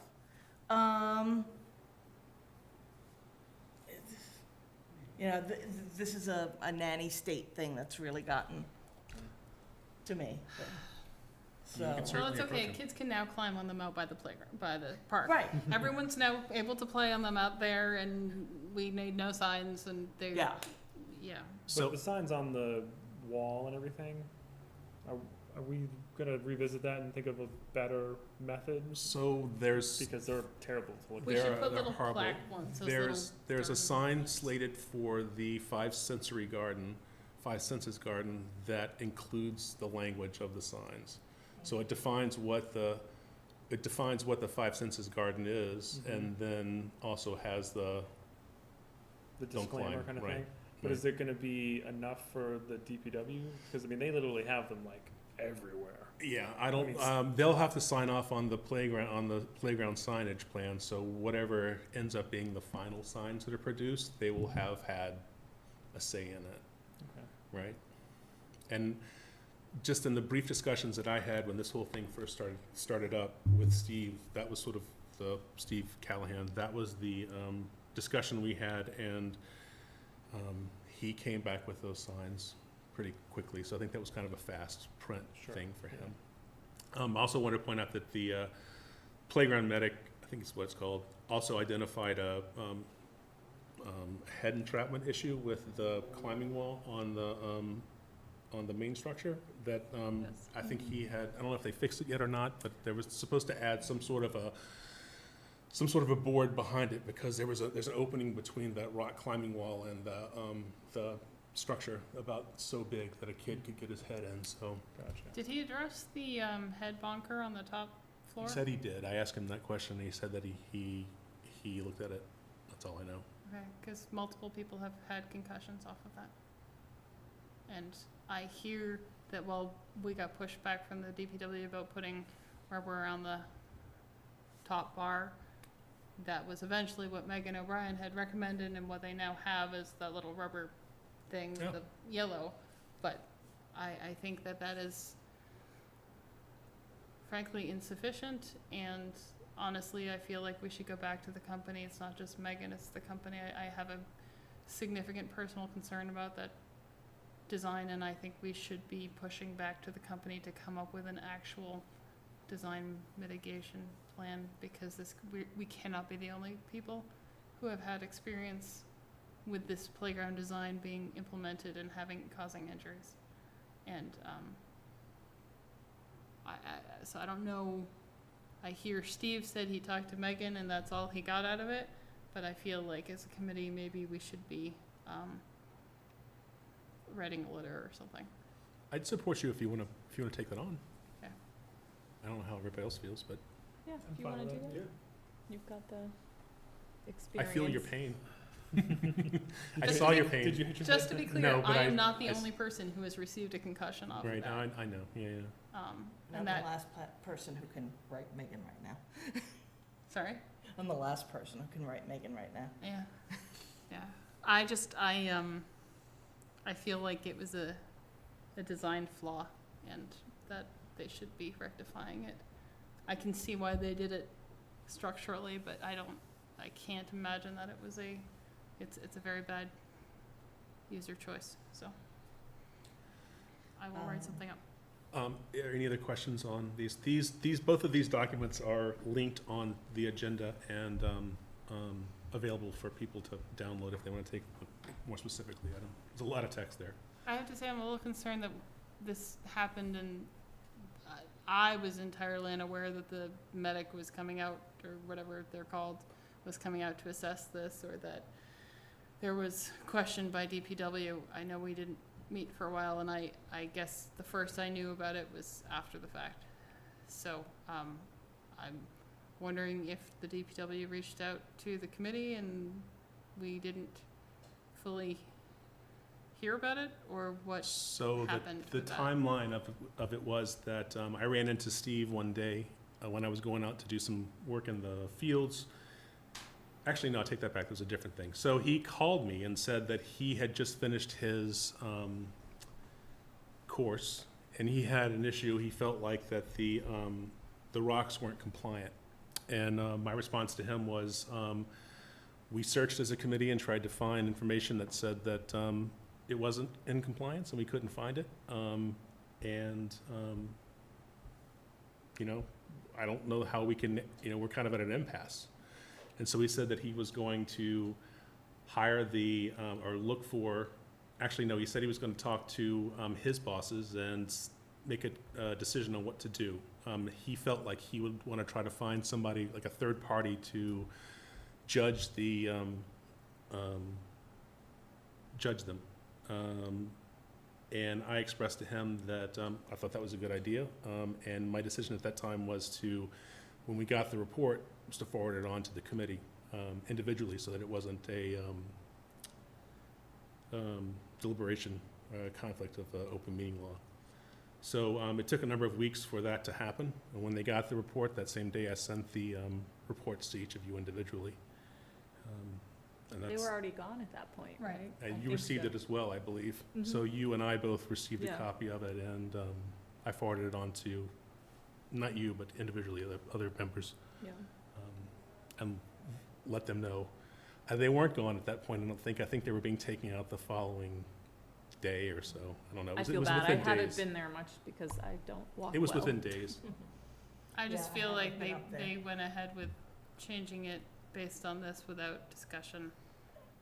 And I think their point was at this point, it was beyond discussion because it was concrete, because the playground medic had said that it was out of compliance, and that the insurer, which I think is probably the real decision maker, Yes. His hands are tied too. when and it comes- frankly, if you read the context of the insurer's response report, it's about surfaces. So, we could have said, well, fine, we'll just put one big rock, and so that way nobody can ever fall on it in the middle. And so it's not a surface issue. But, they were pretty adamant at that point, and it was coming out. That was pretty much what he was saying, so. I guess I was wondering whether signage, a la Adele's argument, could have been an option at that point, but I guess it's all moot, because they're all done. I'm My gonna judgment just was it guess. wasn't, Yeah. so. And I tried to keep you guys in the loop with as Yeah. much information as I could. And gee, if they never move them from the current spot, That would be fun. skin off our nose at this point. So, any other questions or comments on the rocks? Here's a quick update on the Kinetic wind sculpture build. So it's being designed and fabricated by Christopher Ferreira and Joe McCarthy. These are very rough drawings. I say rough because I had to sort of modify these a little, the last drawing that he had. It's going to be done with the volunteer installation, and the plan is currently being reviewed by the DPW. So Steve Yonley's reviewed this and has the intention of passing this on to, he referred to it as buildings. I think that's Kathleen Canavan, the facilities manager, for their input. The context of it is that it's a spinning, roughly 2-foot top with 2 rows of silhouetted shapes cut out of laser cut out of aluminum, and that's the shapes on the top, what they look like. They're mounted on aluminum arms, and that piece sits on top of a pole, a steel pole that's filled with concrete, and embedded in the ground. It's 12 inches under the grade of the butterfly garden top, so 12 inches down, and then the foundation for the thing starts, and it's a conical shape, so it's 30 inches wide at the top and 36 inches at the bottom. So the majority of the foundation sits within the compacted soil. So it's in the garden, but really the foundation is mainly in the compacted area of the soil, and that's going to keep it from tipping. It's the spinning piece, the turning piece is There'll be 2 magnets on the top with a reverse polarity that keep it suspended in air, and the pole will have Teflon sleeves that it'll rotate on, so there won't be any metal on metal turning. Around the base of the pole, the plan is to install 3 to 4 foot tall butterfly bushes, and that'll help keep kids away from that. But the height from the grade of the bed to the top of the spinning piece is over 7 feet. So it'll be unlikely that a child will be able to reach, or adult reach the turning parts of the sculpture.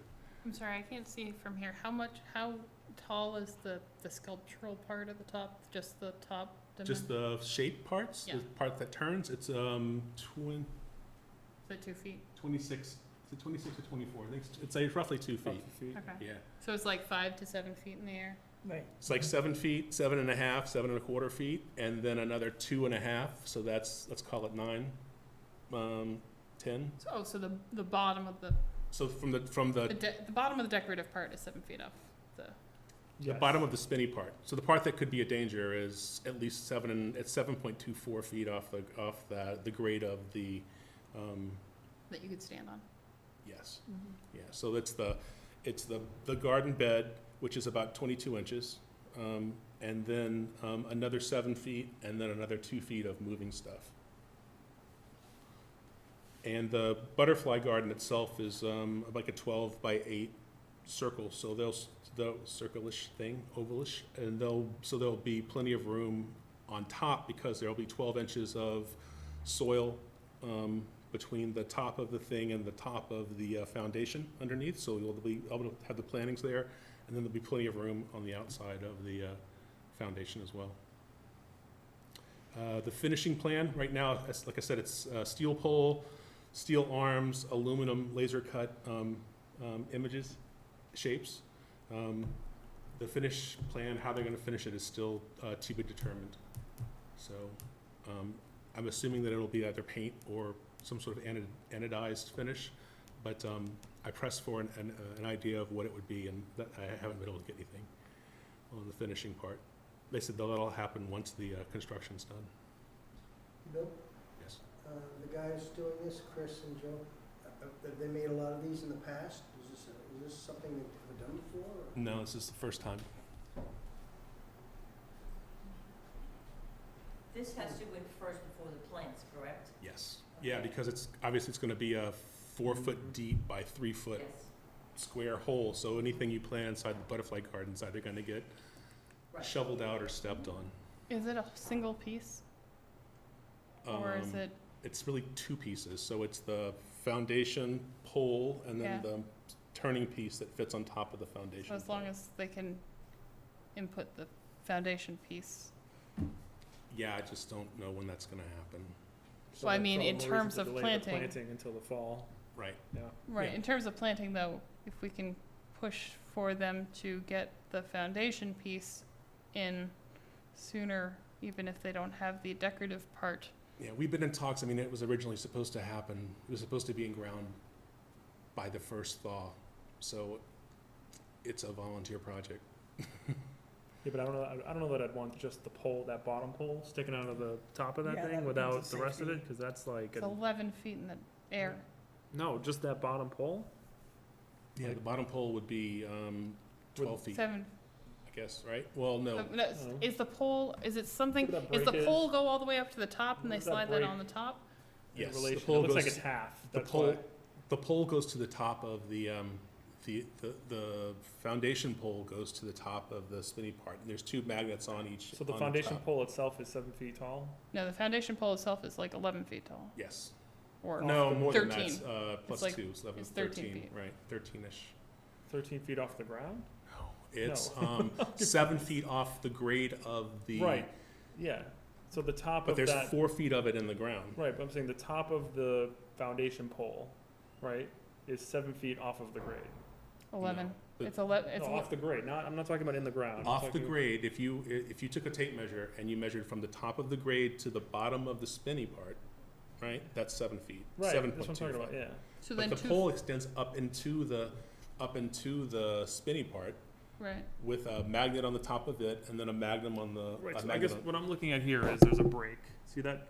on the that, picture? I think that's not Is that a, a, that's is a, that that's a, real no, that's a depiction design. of the, where the pole would stop, or is Which- that? Can you go and stand and show me It, no, no, Should be- Marcus, Yeah, it's like right just a there. See that? design. Oh, no, that's Yeah, not, is- that's, I think he just did that so that it's, It's could fit because it it's into the area. dimensional. If you have a, if it's, Okay, because I'm it's looking not at trying that to show thinking you that a, the bottom half would be sticking out of the ground. no, no, no, no. It's No, it's a And I'm dimension. like, we don't want that. It's a dimensioning thing since it's not to scale. That's what they did a break to Like in demonstrate the that one the, to the right, it's one solid pole. right. Right, I got So you. the question is, Okay. if they can install the secondary part in field, then if we could get the bar installed before the intricacies of the cutting and the whatever, Mhm. then that might be something we might see if they could do. If it I'll ask, can't but I even, don't, I think it's gonna have to be done one All and at one, once.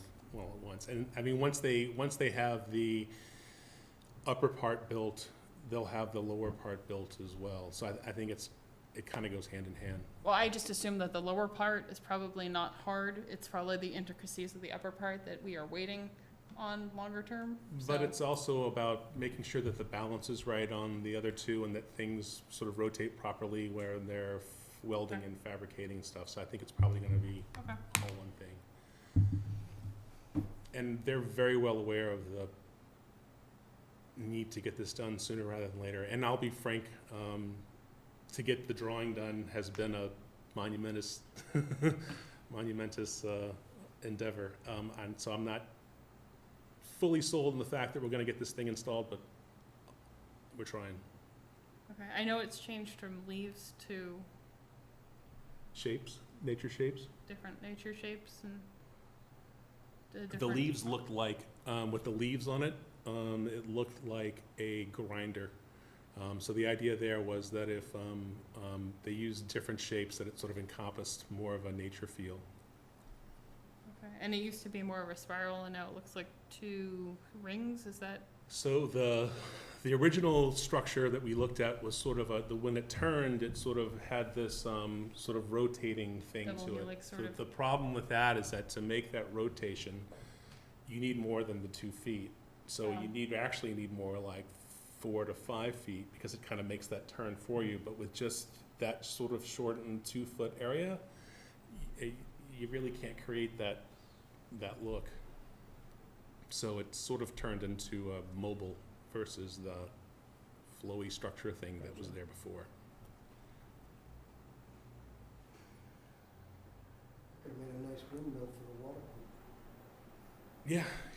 Can we turn that into a pump to make the cistern? I am only half kidding. Turn that into the pump, the wind, yeah, no, water the garden, little science, mechanical structure. So next steps are, they're gonna give us a revised drawing, or agree to use this one, and we'll send this one to Steve, and let him pass it on to whoever else at the town needs to approve it. The other thing that I wanted to point out too is that the foundation is actually based on specs for commercial flagpole, a 30-foot commercial flagpole. So, this is 13 feet, well, no, 7 and so. It's 11, right? 11, 10 feet tall, so we're more than doubling the weight, the load of the flagpole foundation, so it should be sufficient. And it's also, in the compacted soil, so it's not just in that 22 inches of garden bed, so it shouldn't be an issue there. Sorry, what's the diameter of the pole? I asked that question today. My assumption is that it's a 4-inch pole, but I don't know. And I asked that question today, and he was gonna check the drawing and get back to me, so I don't know. the Okay, answer so to that something question. like that? I'm roughly? assuming. I don't know the answer to that question. I asked it, but I don't know the answer. So maybe like a flagpole. Roughly like a flagpole, filled with cement for extra strength to keep from tipping, tilting, bending. So in terms of next steps, give it to the town to say officially yes or no, and then they'll start cutting and welding, and then finishing will be discussed, and it'll be installed hopefully as soon as that happens. Any questions or comments? So everything from the green surface is at what, at ground level or at the garden level or? It's garden bed, yeah, the top of the garden bed. So in other words, this thing isn't above the ground. It's, Which thing? Well, it's in the raised garden area, so in that sense, it's above the ground. got it. And there's 12 inches from the top of the garden bed to the top of the foundation. Any other questions? Tree tags. So if you guys remember, we were going to create tree tags that would allow people to go to a website for more information about particular trees. The tree committee gave us a list of 12 trees. There are 12 tree fact sheets that were created, and PDFs were made, and those are uploaded to the town's website. This is an example of the tree tag that's consistent with all the fonts and stuff that we've been using. The tree committee is going to pay for the 12 and mount the 12. So that's pretty much it. That's great. Awesome. Very cool. Any questions on those? So the QRC code is going to a website that we will be populating? It's already populated, so like I said, there's 12 different unique fact sheets for each one of the trees on the tree walk, and the town has those. They're loaded up, and so each one of these tags will go to a particular fact sheet. So that one will go to, if you scanned it with your QR code, it will go to that eastern white pine fact sheet. Awesome. That includes a picture, a leaf, and then a bunch of scientific information about the trees. Any questions on that? Not specifically about that, but having walked through the woods twice this weekend, I'm wondering, is there a group that has historically widened trails there, or should we be? Widened or cleaned? When you say widened? I mean, Cut back So the what that growth? used to be cut done back is- the poison ivy and Yes, stuff? there is, and it's, Are we supposed to be?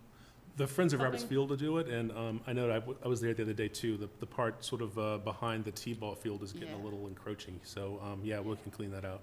Okay. And there's Because I some, wasn't sure if we were supposed to be doing something about that here. So I was like, okay, it's great. I go for a walk in the woods there, and I'm like, is this my responsibility to have made this better? Because this is pretty. No, We basically twice did the loop around the pond all the way to the back pond, and then came back around the pond because it was too much to try to get up to the field with okay, dog and the kids right. through the. So yesterday we cleaned the trail into and out of Pollinator Park, and then Okay. sometime this week we can clean out the Thank you. other parts. Sure. I also got a tick on me while walking through the woods there, but that's just a feature of Chelmsford, so just as a warning, if you're You're not at asking- Roberts You're Field, not asking people to do anything about that, I don't, yeah, no, it's just a feature of Chelmsford that when you take a walk, then you, Feature of all of New England, my Right. friend. So, yeah, it's a feature of New England. yeah. Just a warning to the wise. We Collect live them all. here. So any other comments or questions on the tree tags? Or clearing everything? So I want to give you a quick update about the Friends of Roberts Field fundraising. First, I'll start with what the town has done in terms of expenses. So they borrowed the full $450. The town accountant borrowed the full $450 of CPA funds. And then, as you know, they have a separate revolving account set up that was established even before for the first committee, and we've been sort of feeding that account, and they've spent $55,000 out of that. So the town has spent a total of about $504,000 so far in funds on the playground. There's an additional $7,300 of funds that are earmarked that are in the town's budget. That includes like the plants that we talked about earlier. There's $1,000 in there for trees. That's like 5 trees at $200 each.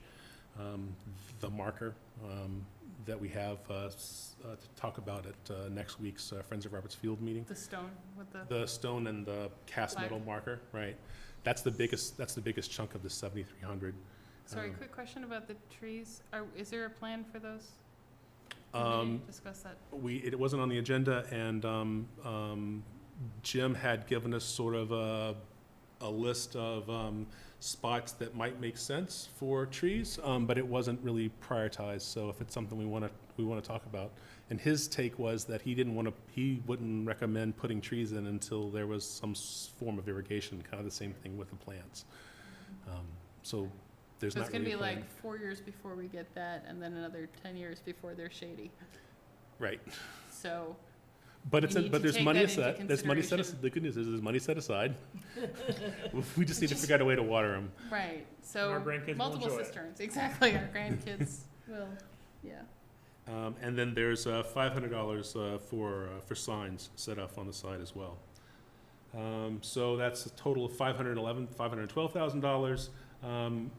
We estimated that we put $40,000 in sweat equity in the community build. The DPW estimated that they put $75,000 into that build as well. So the total playground value now is at about $627,000. To date, Friends of Roberts Field has raised $117,000 in actual funds, and then another $13,000 in in-kind donations. So that's about $130,000. You add in the sweat equity, that's for the volunteers, not for the DPW. That's about $170,000. So that's almost a third of the total value of the playground that the Friends of Roberts Field have provided. We've sold 42 playground sponsorships, and over the course of 2 brick campaigns, sold 941 bricks. To date, we've given the town 2 checks in total of about $86,000, which have paid for have gone into that revolving account, and then the other monies are gonna go to pay down the first CPA debt bond that's gonna be payable at Springtown meeting. So right now, they have $30,000 that we've given them, that their friends have given them. And they're gonna still accept more money through March of 2020. So we can still be collecting money So we can still do fundraising? if the board, decides to do that, we can still sort of do that. Right now, from the second brick campaign, we have about $4,000 ready to sign off and give over to them.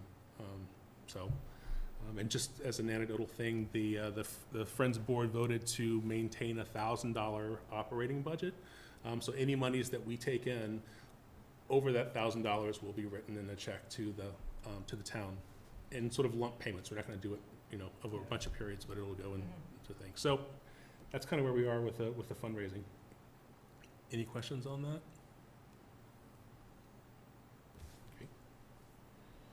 And I will say too, next week, June 19th, if anybody's made it this long through the meeting, we have a Friends of Roberts Field meeting scheduled for room LL06 downstairs. It's June 19th at 7 p.m. And we'll be discussing this in more detail, kind of going through our income and expenses, all that good stuff. And then talking a little bit more about fundraisers and stuff like that. So I'd invite people to watching, or any of you guys to join us. Any questions? I was gonna ask about fundraisers, but I'll do that next week. So I got an email from the town manager, and he said that he plans to examine the possibility of seeking funding at the fall annual town meeting for the next phase of improvements at Roberts Field. And so the next fall town meeting is October 21st. So I interpret that as he's going to be looking at ways to find ways to pay for the $500,000, roughly, that the rest of the improvements that are on the list be paid for. He also he said that it would be helpful for him if we provided an updated prioritization of the future phases of improvements along with the respective costs.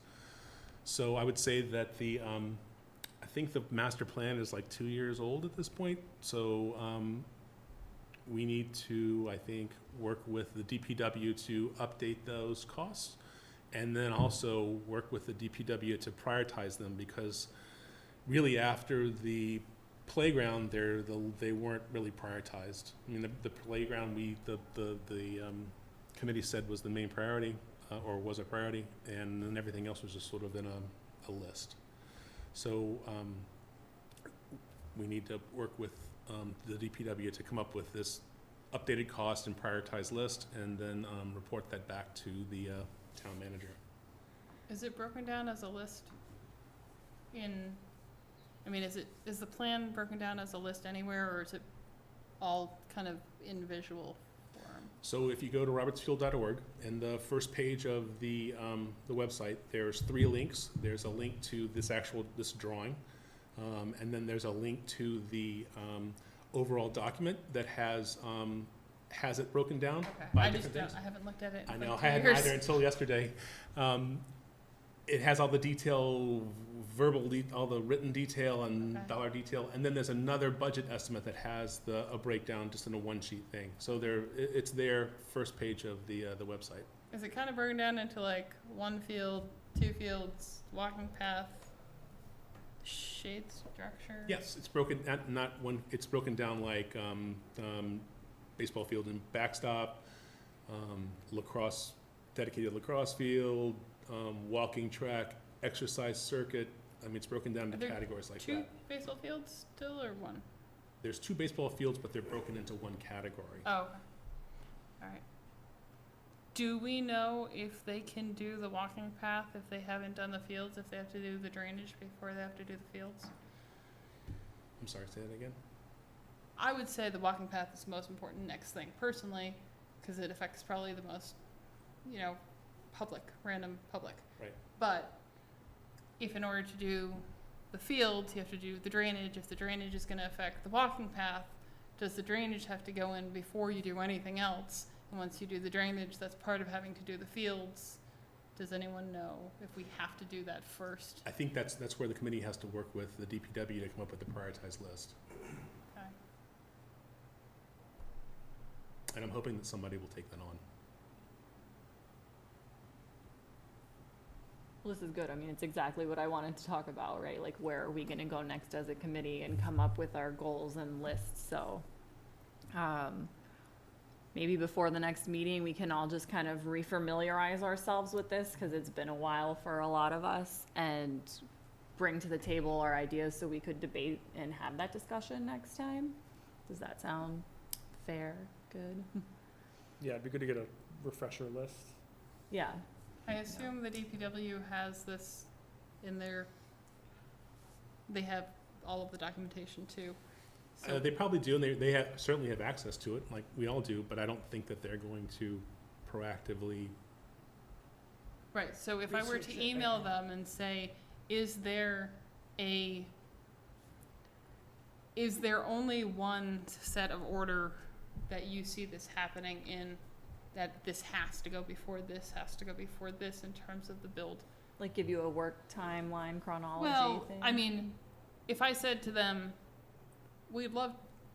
some of us might like to put the walking path in first, would you not be able to do that before you did the drainage, which led to the other things? Is that, What order would they recommend we do everything in? I guess that's kind of like, Yeah. Basically. is there an order that things have to, A has to go before B, has to go before C? 'Cause I mean, we can say we want this, but they're Right. like, no, it can't happen. You You can can- say you can put the walking This path has to in, go we'll have to before tear it Exactly, all so out we again have when you do the to talk to drainage. them about this. Okay, That's so what I'm 2 saying. things. We should all refamiliarize ourselves with this and kind of be ready to talk about it. But in the meantime, send the DPW an email, like, heads up, we'd like to talk about this. If you could provide us with the timeline, or yes, that exact, order The of order of events events that would would be- need to occur, so that when we have that discussion, we already have that information. Yeah. As Okay. well as probably ask them for updated budget figures. Right. Okay, so. And you can, like I said, you can get the mhm. budgets and everything on the homepage of robertsfield.org. Data budget figures. And then timeline events. Okay, for the master plan. All right. So do you want me I can send DPW that email and just ask them? That'd be great. Okay, yep. Any other questions or comments? So, good segue. Yeah. So here we go. I mean, this is exactly what I wanted to kind of Why are we segue still into, here? right? Well, yeah. Well, why are we still here, right? Like, the playground is built according to a lot of people, so what do we see as the next things? Obviously, we've talked about the butterfly gardens, you know, trees, those types of things, the sandbox, but I kind of wanted to make sure we were all on the page with like what we needed playground going forward, and then go back to that master plan, you know, like, okay, so what are these immediate things to kind of finish the playground so that we can move on to the next step and make sure everybody was on the same page with that. Yes? Yes. Okay. We are the Roberts Field Advisory Committee, not just the Friendship Park Advisory Committee, and I think Right. we've kind of mostly just been friendship parking, and it's time to move to a larger. So I mean, I hear in terms like of the playground, right, that list being, you know, the gardens, the sandbox, the security. Are we gonna discuss more shade if we're not doing trees that are gonna grow in the next Well, 20 years? Right, so trees, Slash shade, Okay. slash irrigation, because really Yeah. that's a big holdup of those natural Really? features that we'd like to complete, but we're kind of have our hands tied. Do you have the bathroom situation on there too? Because that was Yeah, added to the list. I'm gonna put that under kind of the master plan. Yeah, Just that is kind of, that's actually- how I sort that in my head, if Sure. that makes sense. Yep. So bathrooms. Don't want a crappy day. Yeah. And back onto the playground, like eventually. A Gate, gate, maybe, yes. eventually. Mm-hmm, Gate, post, mm-hmm. walking path. Okay. There was one thing I was going to bring up, and I feel like we talked about it before, and it was decided against, but it was the question was asked me the other day, and I thought about there's no recycling bins in the park, know. Oh, and I can't remember if we brought that up, and Steve said, yeah, no, people are just going to put trash in the recycling, so we're just going to do trash cans. For some reason, I vaguely remember that from like last Sounds year. likely. But I'm still like, I well, don't there's got to be. You see it everywhere where like the recycling bins that have like a little hole for this, or where you're not really There's gonna one stuff at the trash. top of the parking lot. So one of the, What, um, a recycling bin or Isn't there a one park? of those little? I don't Isn't know. the one at the top of the parking lot? There's the compactor one, and then isn't there recycling right next to it?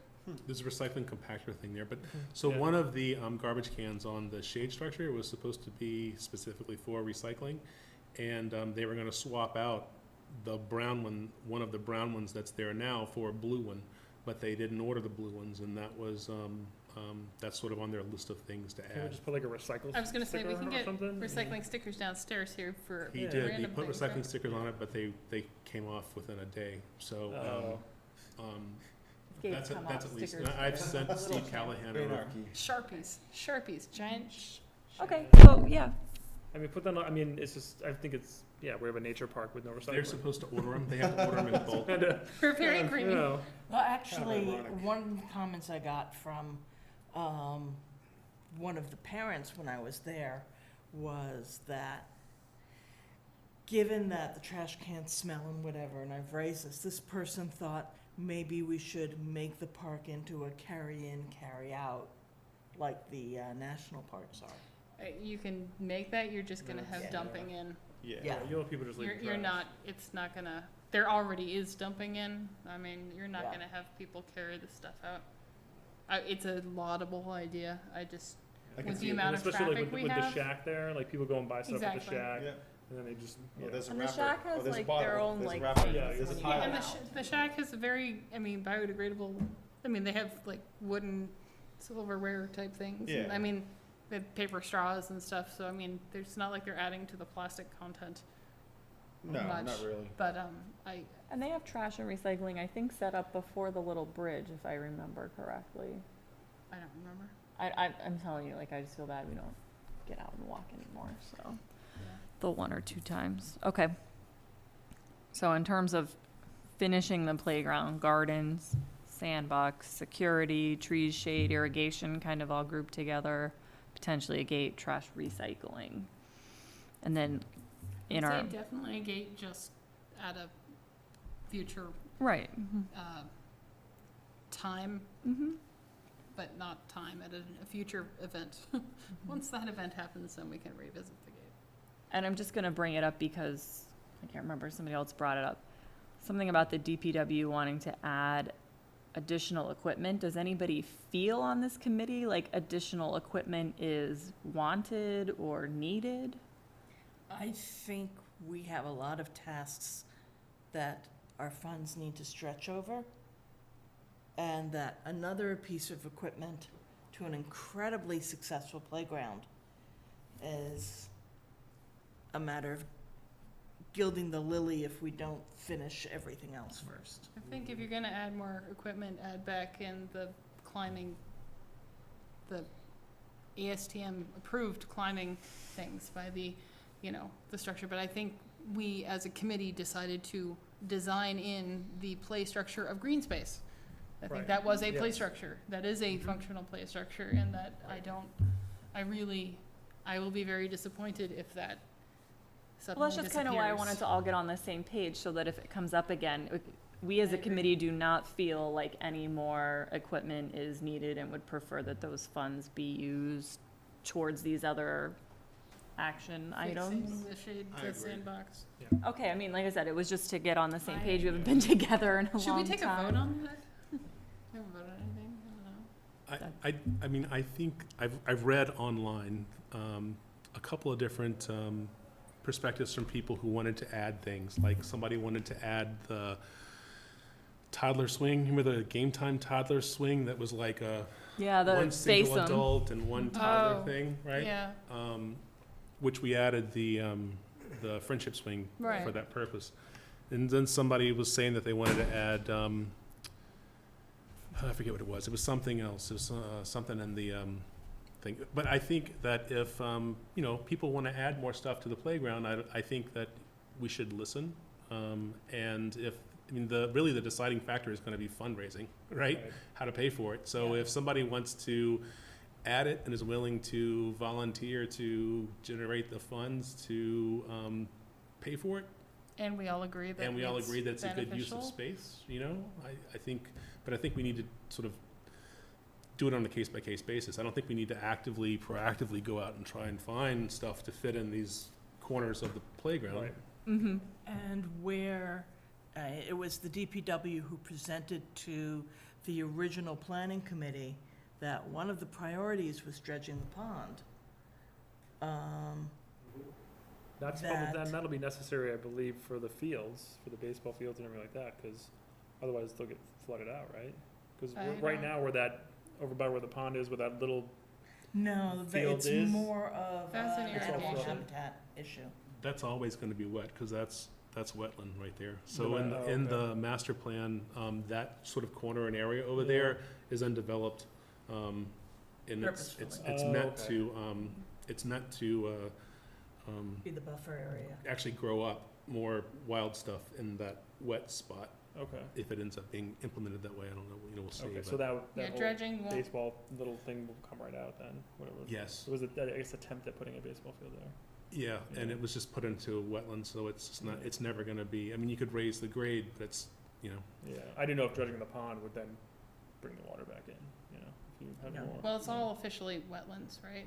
Yeah. Isn't that part of the wetlands demarcated zone, or? but it's been mowed and sort of kept up as field, so technically it's not wetlands, Oh. but just, structurally, it's just a wet area, it's just Right. always wet.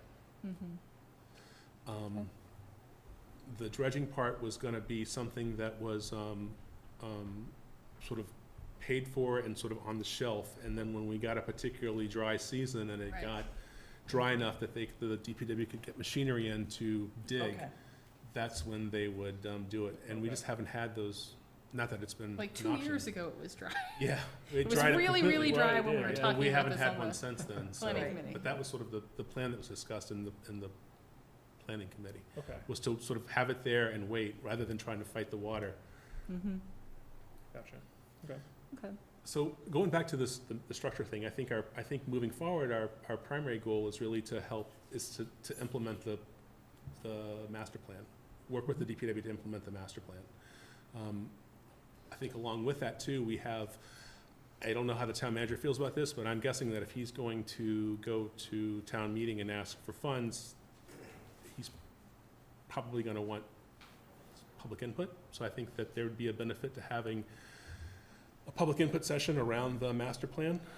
And I don't know how you guys feel about it, that's fine if you don't like it, I think that, the last public input session we had about the master plan was sort of, and it's posted online, so you can see what it's like, but it was sort of left open. There were a few people in the crowd that felt like we were trying to cram too much into a smaller space.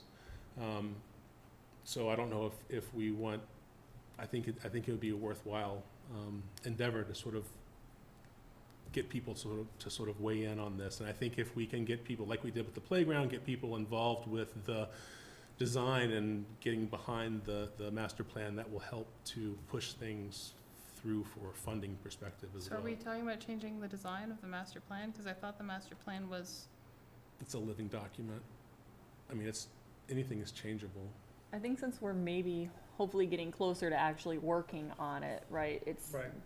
us refamiliarizing self, DPW, letting the public give their input too, if they have any, so that right, we it's can. just, this was, it was all, that was already all Oh, it was done. done. Yeah, Okay. But I think it's a good idea to So I- revisit it with the public, so I think your point is, right, let's get the list, let's get it together, let's talk about it amongst ourselves as to what we think the right next steps are.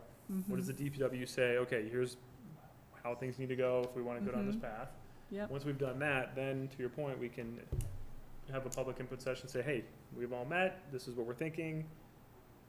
Is everybody, is there anybody in the public that wants to disagree or any ideas? And at least then we get, to your point, that input that we can then share with the town manager. I just don't wanna redo the whole, I don't think Well, anybody I has. don't think we're gonna have to redo the whole thing, but it's I think our duty to put it in front of, the people again and say, hey, it's been 2 years since we put this together, right? Here's what our future plans are.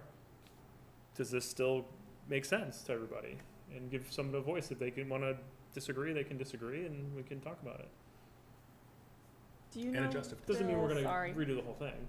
when the town manager was going to town meeting, like the date of that meeting? October October 21st. Oh, 21st, he October, said, is okay, the thank fall you. town meeting. Now, that's fall town meeting, so back that up at least 6 weeks, for planning purposes, and then to go to the necessary boards to get whatever funding mechanism he has in place. Yep, okay. My question was actually about the ball fields and whether we have had any buy-in from the stakeholder. Yeah, my perspective is that the stakeholders should be involved in the funding, but since the town's really in charge of funding, that's really up to the town manager to weigh in on them to fund, you know what I mean? I guess. I don't know how you guys feel, but I don't know that we kind of broached that subject with them when we were doing the master plan. Tried to talk to them a little bit about, would you be willing to? And everybody kind of said, yeah, we'd be willing to kick in some, but I think when you get into the nuts and bolts of actually How much? fundraising and paying for, I think that's really more of a town Function. thing, you know? I think Okay. we should definitely work to get public buy-in, or buy-in, if these fields are of interest to these groups, we should definitely, expect some participation in some meetings from these groups if they want their needs to be met. Or a bunch of people who may or may not actually do anything with ball fields, they'll be making decisions for them, which seems not in their best interest. Right. And I think they'd be open to it, so.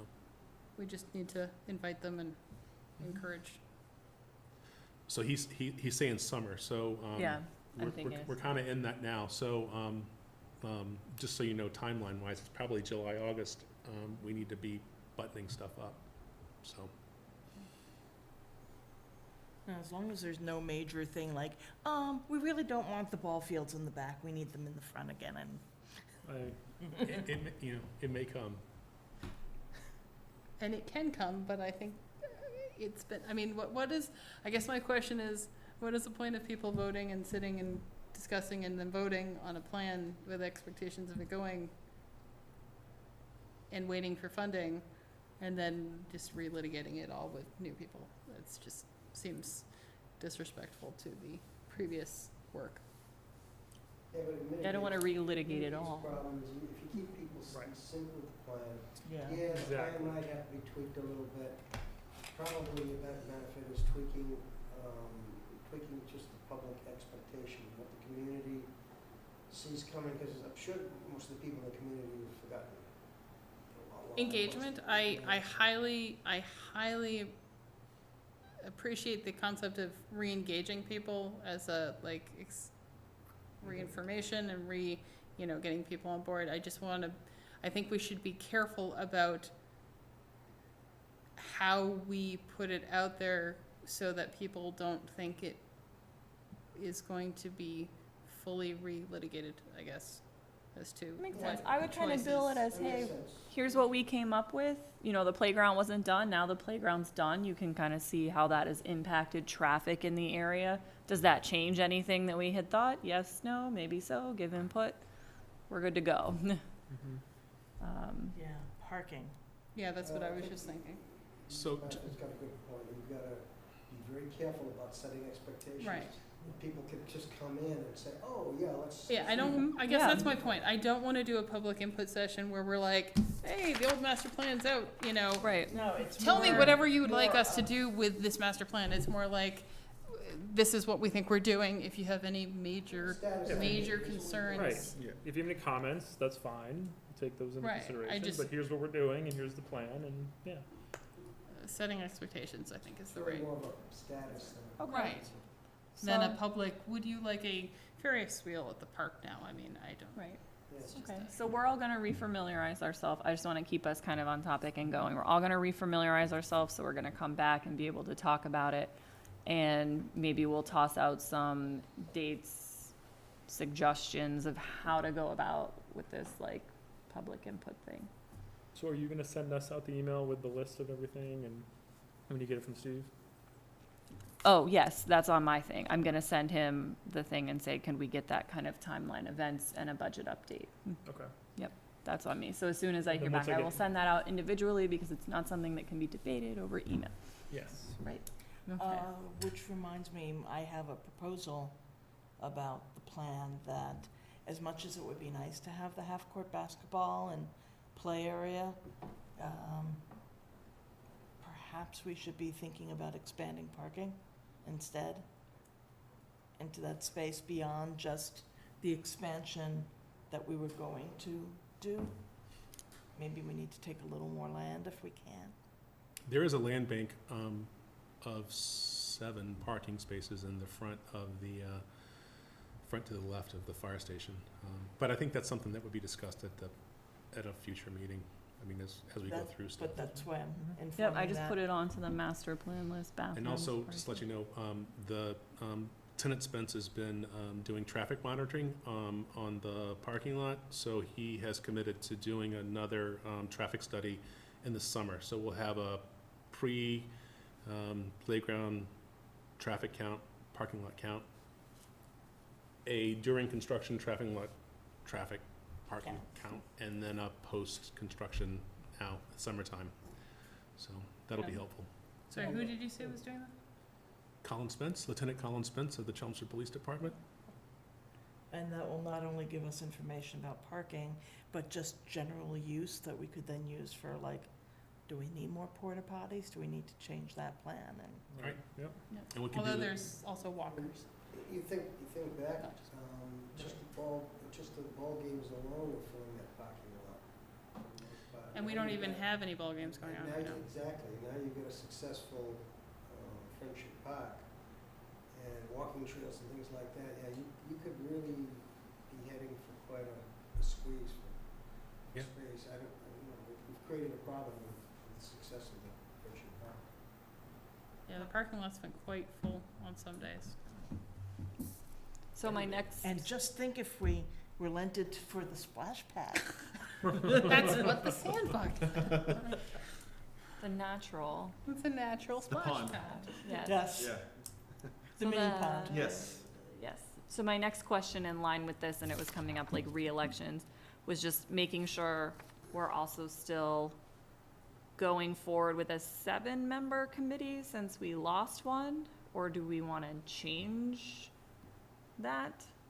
Because now what you see is what you get. Town Right now, seven-member? we're billed as a 7-member, right? But we are down a member, or do we have anybody in mind that would fill that seat? So there's been a person who's communicated to me that she has applied for the empty seat. I think the application came after the reappointments, Okay. your reappointment meeting with the Board of Selectmen. So I believe that's why she's not on the board now. Okay, But because all the appointments have to be approved by the selectmen, and I believe the next selectmen meeting is either next Monday or the following Monday. okay. So I would expect, her name's Tamika, I would expect her to be seated sooner rather than later. Excellent. And the so rest of us are all.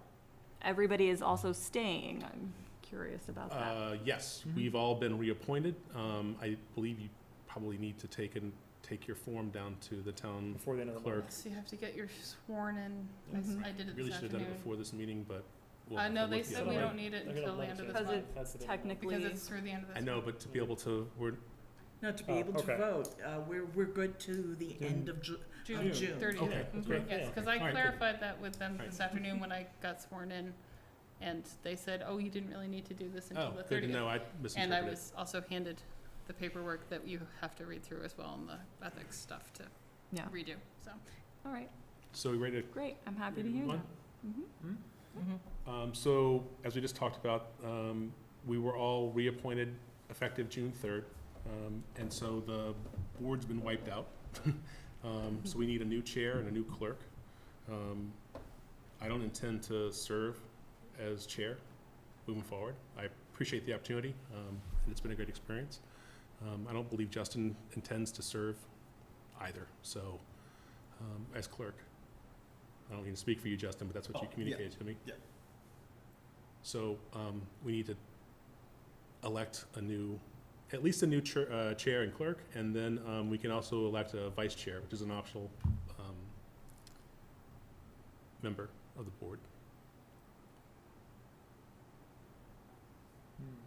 Should we wait to Shouldn't we do wait this? until the next appointment meeting, Yeah, until Tamika. until is- Tamika's on the board? I don't know what the status is on that, Okay. you know? So Okay. should we But- vote and then but can if we're we not- amend it, like take a second vote when she comes on? Is there a reason to do it Did you now eventually- and not wait until the next time when it's officially the Actually, it's beginning of the more- new committee?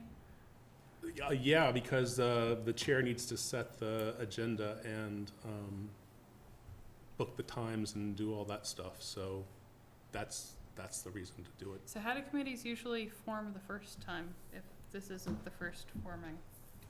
We can wait. It's just whatever you guys want to do. I'm just confused.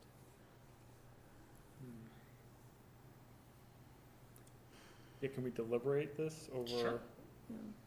So we're required think to about have a chair and a Required to have a chair secretary. and a clerk. When do we have to, when do we You have to have those two. But by when? Like, what's the? I mean, technically, we should have had it should have been the first thing on our agenda today, but it wouldn't have been necessarily fair to have a new chair go through the agenda that they hadn't Sure. created. Well, thank you for actually, doing what you do as part of the meeting is you elect new officers that, their term takes effect as of Okay. July 1st.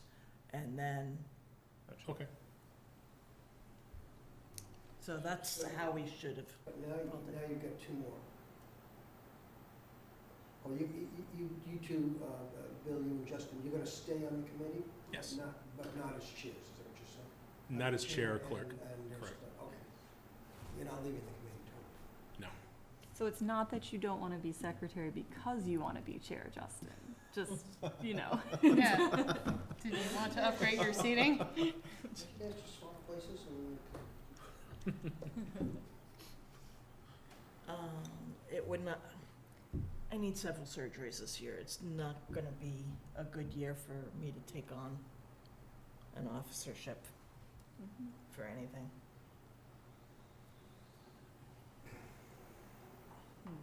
I would do it, I'm just concerned about the time commitment. Personally myself, I just don't know if I can make the commitment. I mean, if you guys don't want I don't know. to make the decision today, we can do it at the next meeting. It's up to you guys.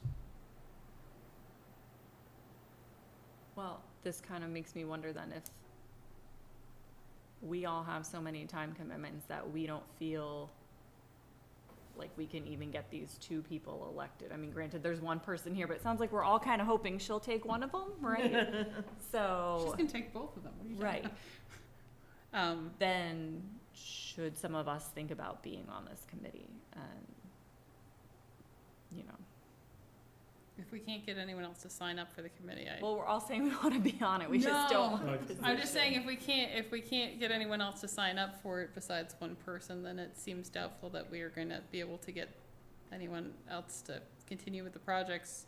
Well, the town sets the number on the committee, and with one new person, we're at 7, so, No matter what. Yeah. yeah. Right, I'm just saying that it's not like there was people beating down the door for that appointment. Yeah, We hadn't really advertised it. I mean, I literally spoke to 2 people and one of them took it, so. 50-50, good. Okay. I mean, I guess at that point, do we want to put it out there and ask if anybody in the public wants to join the committee as either chair or clerk? We already have a full board. I mean, unless Yeah. I somebody's mean, gonna quit. I would be willing Oh. to step down, is what I'm saying, and give my position to somebody that thinks, you know, they have more to commit from a time thing. My older one is in school, I just joined the PTO, so, you know, I'm gonna go and say, like, I'm definitely not willing to be chair, I'm very leery to do clerk, given the length of our meetings. Which, by the way, Justin, you need to file minutes for tonight's meeting. Oh, yes, yes. Sorry to interrupt you. Yeah, I mean, if and nobody I- else wants to be So- chair, I could, if we talk about it after, just all figure right. out I mean, what the I don't wanna see the commitment committee is, go then away. I just, I- there's certain parts to this that, You've been at it I'd a like- long time, and we appreciate and there's certain your parts that service. are intolerable moving forward that, but, I mean, I don't wanna see the committee go away. There's a useful function here, so. We have co-chairs? Well, there is a vice chair option, so I think if the vice chair took on a more co-chair, I'd be happy to do it with assistance, I guess, is what I'm saying, cause my issue is with my work schedule and my travel, yeah. I'd be nervous about, you know, scheduling something and then I can today be told, okay, I have to be in New York 2 days from now, and there's nothing I can guess do about it, so I'm I could pretty see good at myself making. rescheduling and rescheduling meetings and pushing I'm stuff pretty out, good at but I don't making wanna the do that. meetings. I just, with 2 very small children, one who's starting school this year and a very busy full-time job, I can't commit to always getting the paperwork done on top of it, but I can commit to being here. I seem to be the only one who's, besides Bill, been So the my majority PTO of the has meetings. 2 co-chairs, like, would the 2 of you wanna be co-chairs, and then we're just looking for a clerk, is that allowed in the structure? I don't know how it works I here. believe so. Okay. Absolutely. Yeah. Does that maybe Co-chair. kind of help suit everybody's needs? Bill can take a break, the 2 of you are co's. I also think, I think that from a time standpoint, it seems like each individual member has sort of been taking on projects over the last few meetings, which will reduce the amount of work that a single chair will have to do. So if we continue that structure, I think it will be there'll be less time constraints. And then it's just a matter of scheduling and setting the agenda, which, depending on how the chairs would want to set it, you could continue to do what we have been doing, or just do, printouts with out as much detail. And the other advantage is, I think, the remainder of the projects aren't as labor-intensive Sure, and time-focused right. as the playground was. Well, as long as we have the support of the committee internally within the town with relationships and contacts and all that, that would, because that's stuff I don't have, so. But you Yeah. will. Well, that's stuff I would need help with, I guess. Yeah. is Yes, what I'm trying to say, I have right? previously don't- requested to be on emails from the town, and I have not received emails from the town, so I hope that will change if I become the co-chair. But I agree, we do not have the contacts that previously have been made, so maybe that will change if we have the, By virtue of being chair. Yeah, and there's really I 3 know. people you need to interact with. I could so. actually be the clerk again, that's fine. I can do the clerk. Maybe I could alternate with you or We something have co-clerks too. and co-chairs. Co-clerks, all right. I guess we do that. I'm also I suppose we the could. secretary for PTO, because, you know, we use The the co-clerk. secretary term. This is the gig economy, right? We're all taking our own little the gig economy committee-wise. Well, but we do have to make it work, and I think there's Right. value in having people with experience stay on, right? Versus like, okay, I'm gonna leave and somebody new is gonna come and not, I mean, that's good, we would like more input from everybody, please don't get me wrong, but you might feel a little overwhelmed trying to get on board, with everything that has been done and is going on. I know I feel that way in the PTA, so, or PTO, whatever it is. Yeah, I'm looking to see if I will be joining the PTO next year. If you show up to a meeting, you'll probably be joining it. I'm just gonna warn you. But it's a good thing. So, okay, so can All right. I nominate Marcus and Elizabeth as co-chairs? And I will second. Are they? All in Do we favor? vote for ourselves? Huh? I don't think we have Yeah. to. Oh, I guess there's 4 of them. Yeah, there's enough, Okay. yeah. So it's just unanimous, right? Yeah. Mm-hmm. Okay. Awesome. So are there co-clerks? Can you be co-clerks? Yes. All right. You wanna do that? I Does nominate. that make it feel a little less overwhelming to know, like, you and I can be like, I can't in this October, you know, like, Yeah, I does know. that help? that's cool, yeah. I Okay. nominate Justin and Danielle to be co-clerks. I second that. Excellent. I Aye. Okay. look Okay. at this. Here we go, look at that. Awesome. Look at that, we're getting All stuff right. done These are already. gonna be How about that? So- Awesome. I'm sorry, any other vice chair? Do you want to do a vice chair? I think if you're if we're co-chairs, then co-chair, you're it's got a kinda- nice. Yeah. Okay. So as my last official act as chair, I'll present to you the available dates for the next meeting for July.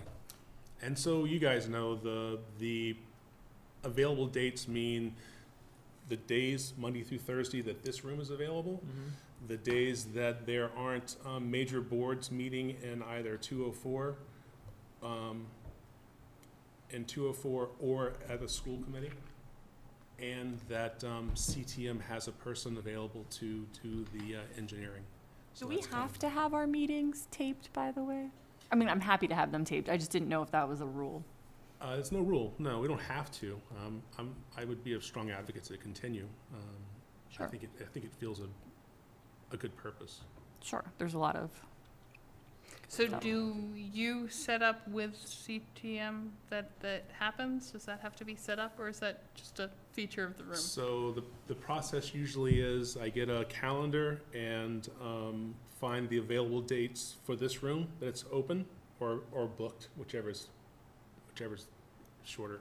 Mhm. Find out when the planning board, board of selectmen, and board of appeals meet, mark those days off, because those are the ones that are covered, and then also find out when the school committees meet, and then mark those days off, and then that becomes, I take that list of available dates, send that to telemedia, and I can give you the contact for that. And then they'll say, yeah, these are good dates, or these are bad dates, and usually there's like a holiday or something that I've thrown in there. And then I send those dates out to the group for consensus. Would you mind writing that up in an email? Yes, I will. And I'll include the links to the room, because you reserve the room online Okay, through the townofchelmsford.us. nice. And then okay. reserve it that way, and then you have to create your agenda, So that they have access to it, so they can.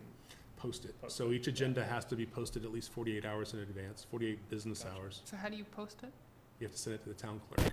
It's just an email, Okay. yeah, with an attachment. Do they In put it PDF on the form. letterhead and stuff? No, there's a form that they can, like an electronic form that a PDF that they can give to you.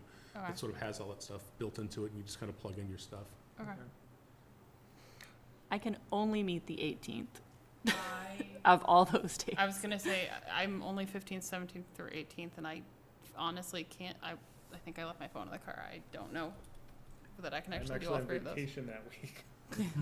That's okay, I I'm- mean, I'm out we of might the not get state. everybody, and that's okay, that's Well, how it I'm out goes. of the state the rest of the And month. The only days I'm not available are the 30th and 31st. Pretty much available except like maybe the 25th, but pretty much flexible. So Marcus, you're I'm, gone 15th and 18th, yeah, 9th through the 18th I can't do. okay, and 22nd through the 31st I can't do. So, good thing we're co-chair. I know, right? It's already working out for us. All right, I guess that So means- what's I guess, the majority of us, what dates work best for the majority of us? So is it the 9th to the 18th, or is it the, I guess, first half of the month or latter half of the month? So Danielle, what's best for I you? can only do the 18th, and it's fine. if You can only do the 18th. Justin? I can do the 18th. You can do the Yeah. 18th. I can do the 18th. I'm good. So I'm the only one that can't. Hopefully Tamika can. Hopefully Tamika can, so. And hopefully I don't go All right. out and find my phone and find out the 18th is not okay for me either. Well, if not, then If you'll not, I can send. send, I can then- send out a meeting to email. I can, Mhm. that we are allowed to do open meeting, whatever, right? I Scheduling? can send Yeah. scheduling. Scheduling. Meeting dates and agenda items, but no discussions. So like, it's okay to say, you know, do you want to meet on this day? And, you know, I want to put this discussion on the agenda. But you can't come back and say, I really like this because, you know what I mean? Like, that's considered a violation of the open meeting law. You can't argue for the agenda, but you can state You can't your, deliberate. Right, you can say, I Any- want this on the agenda, you can't leave out the deliberate to a because. quorum. So So if no you can, discussion. So no on back the- and forth, basically. Mhm. Yeah.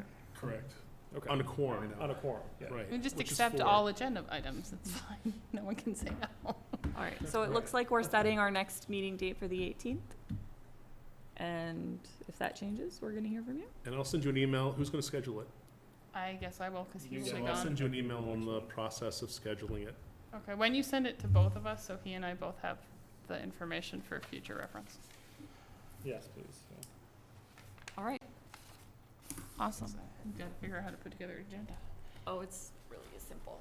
That's the easy part. So, And you don't have to make PowerPoint. I was Yeah. gonna say, I can I haven't move done to a- adjourn? I would second that motion. I Adjourn. Okay, Well, great. Thank you.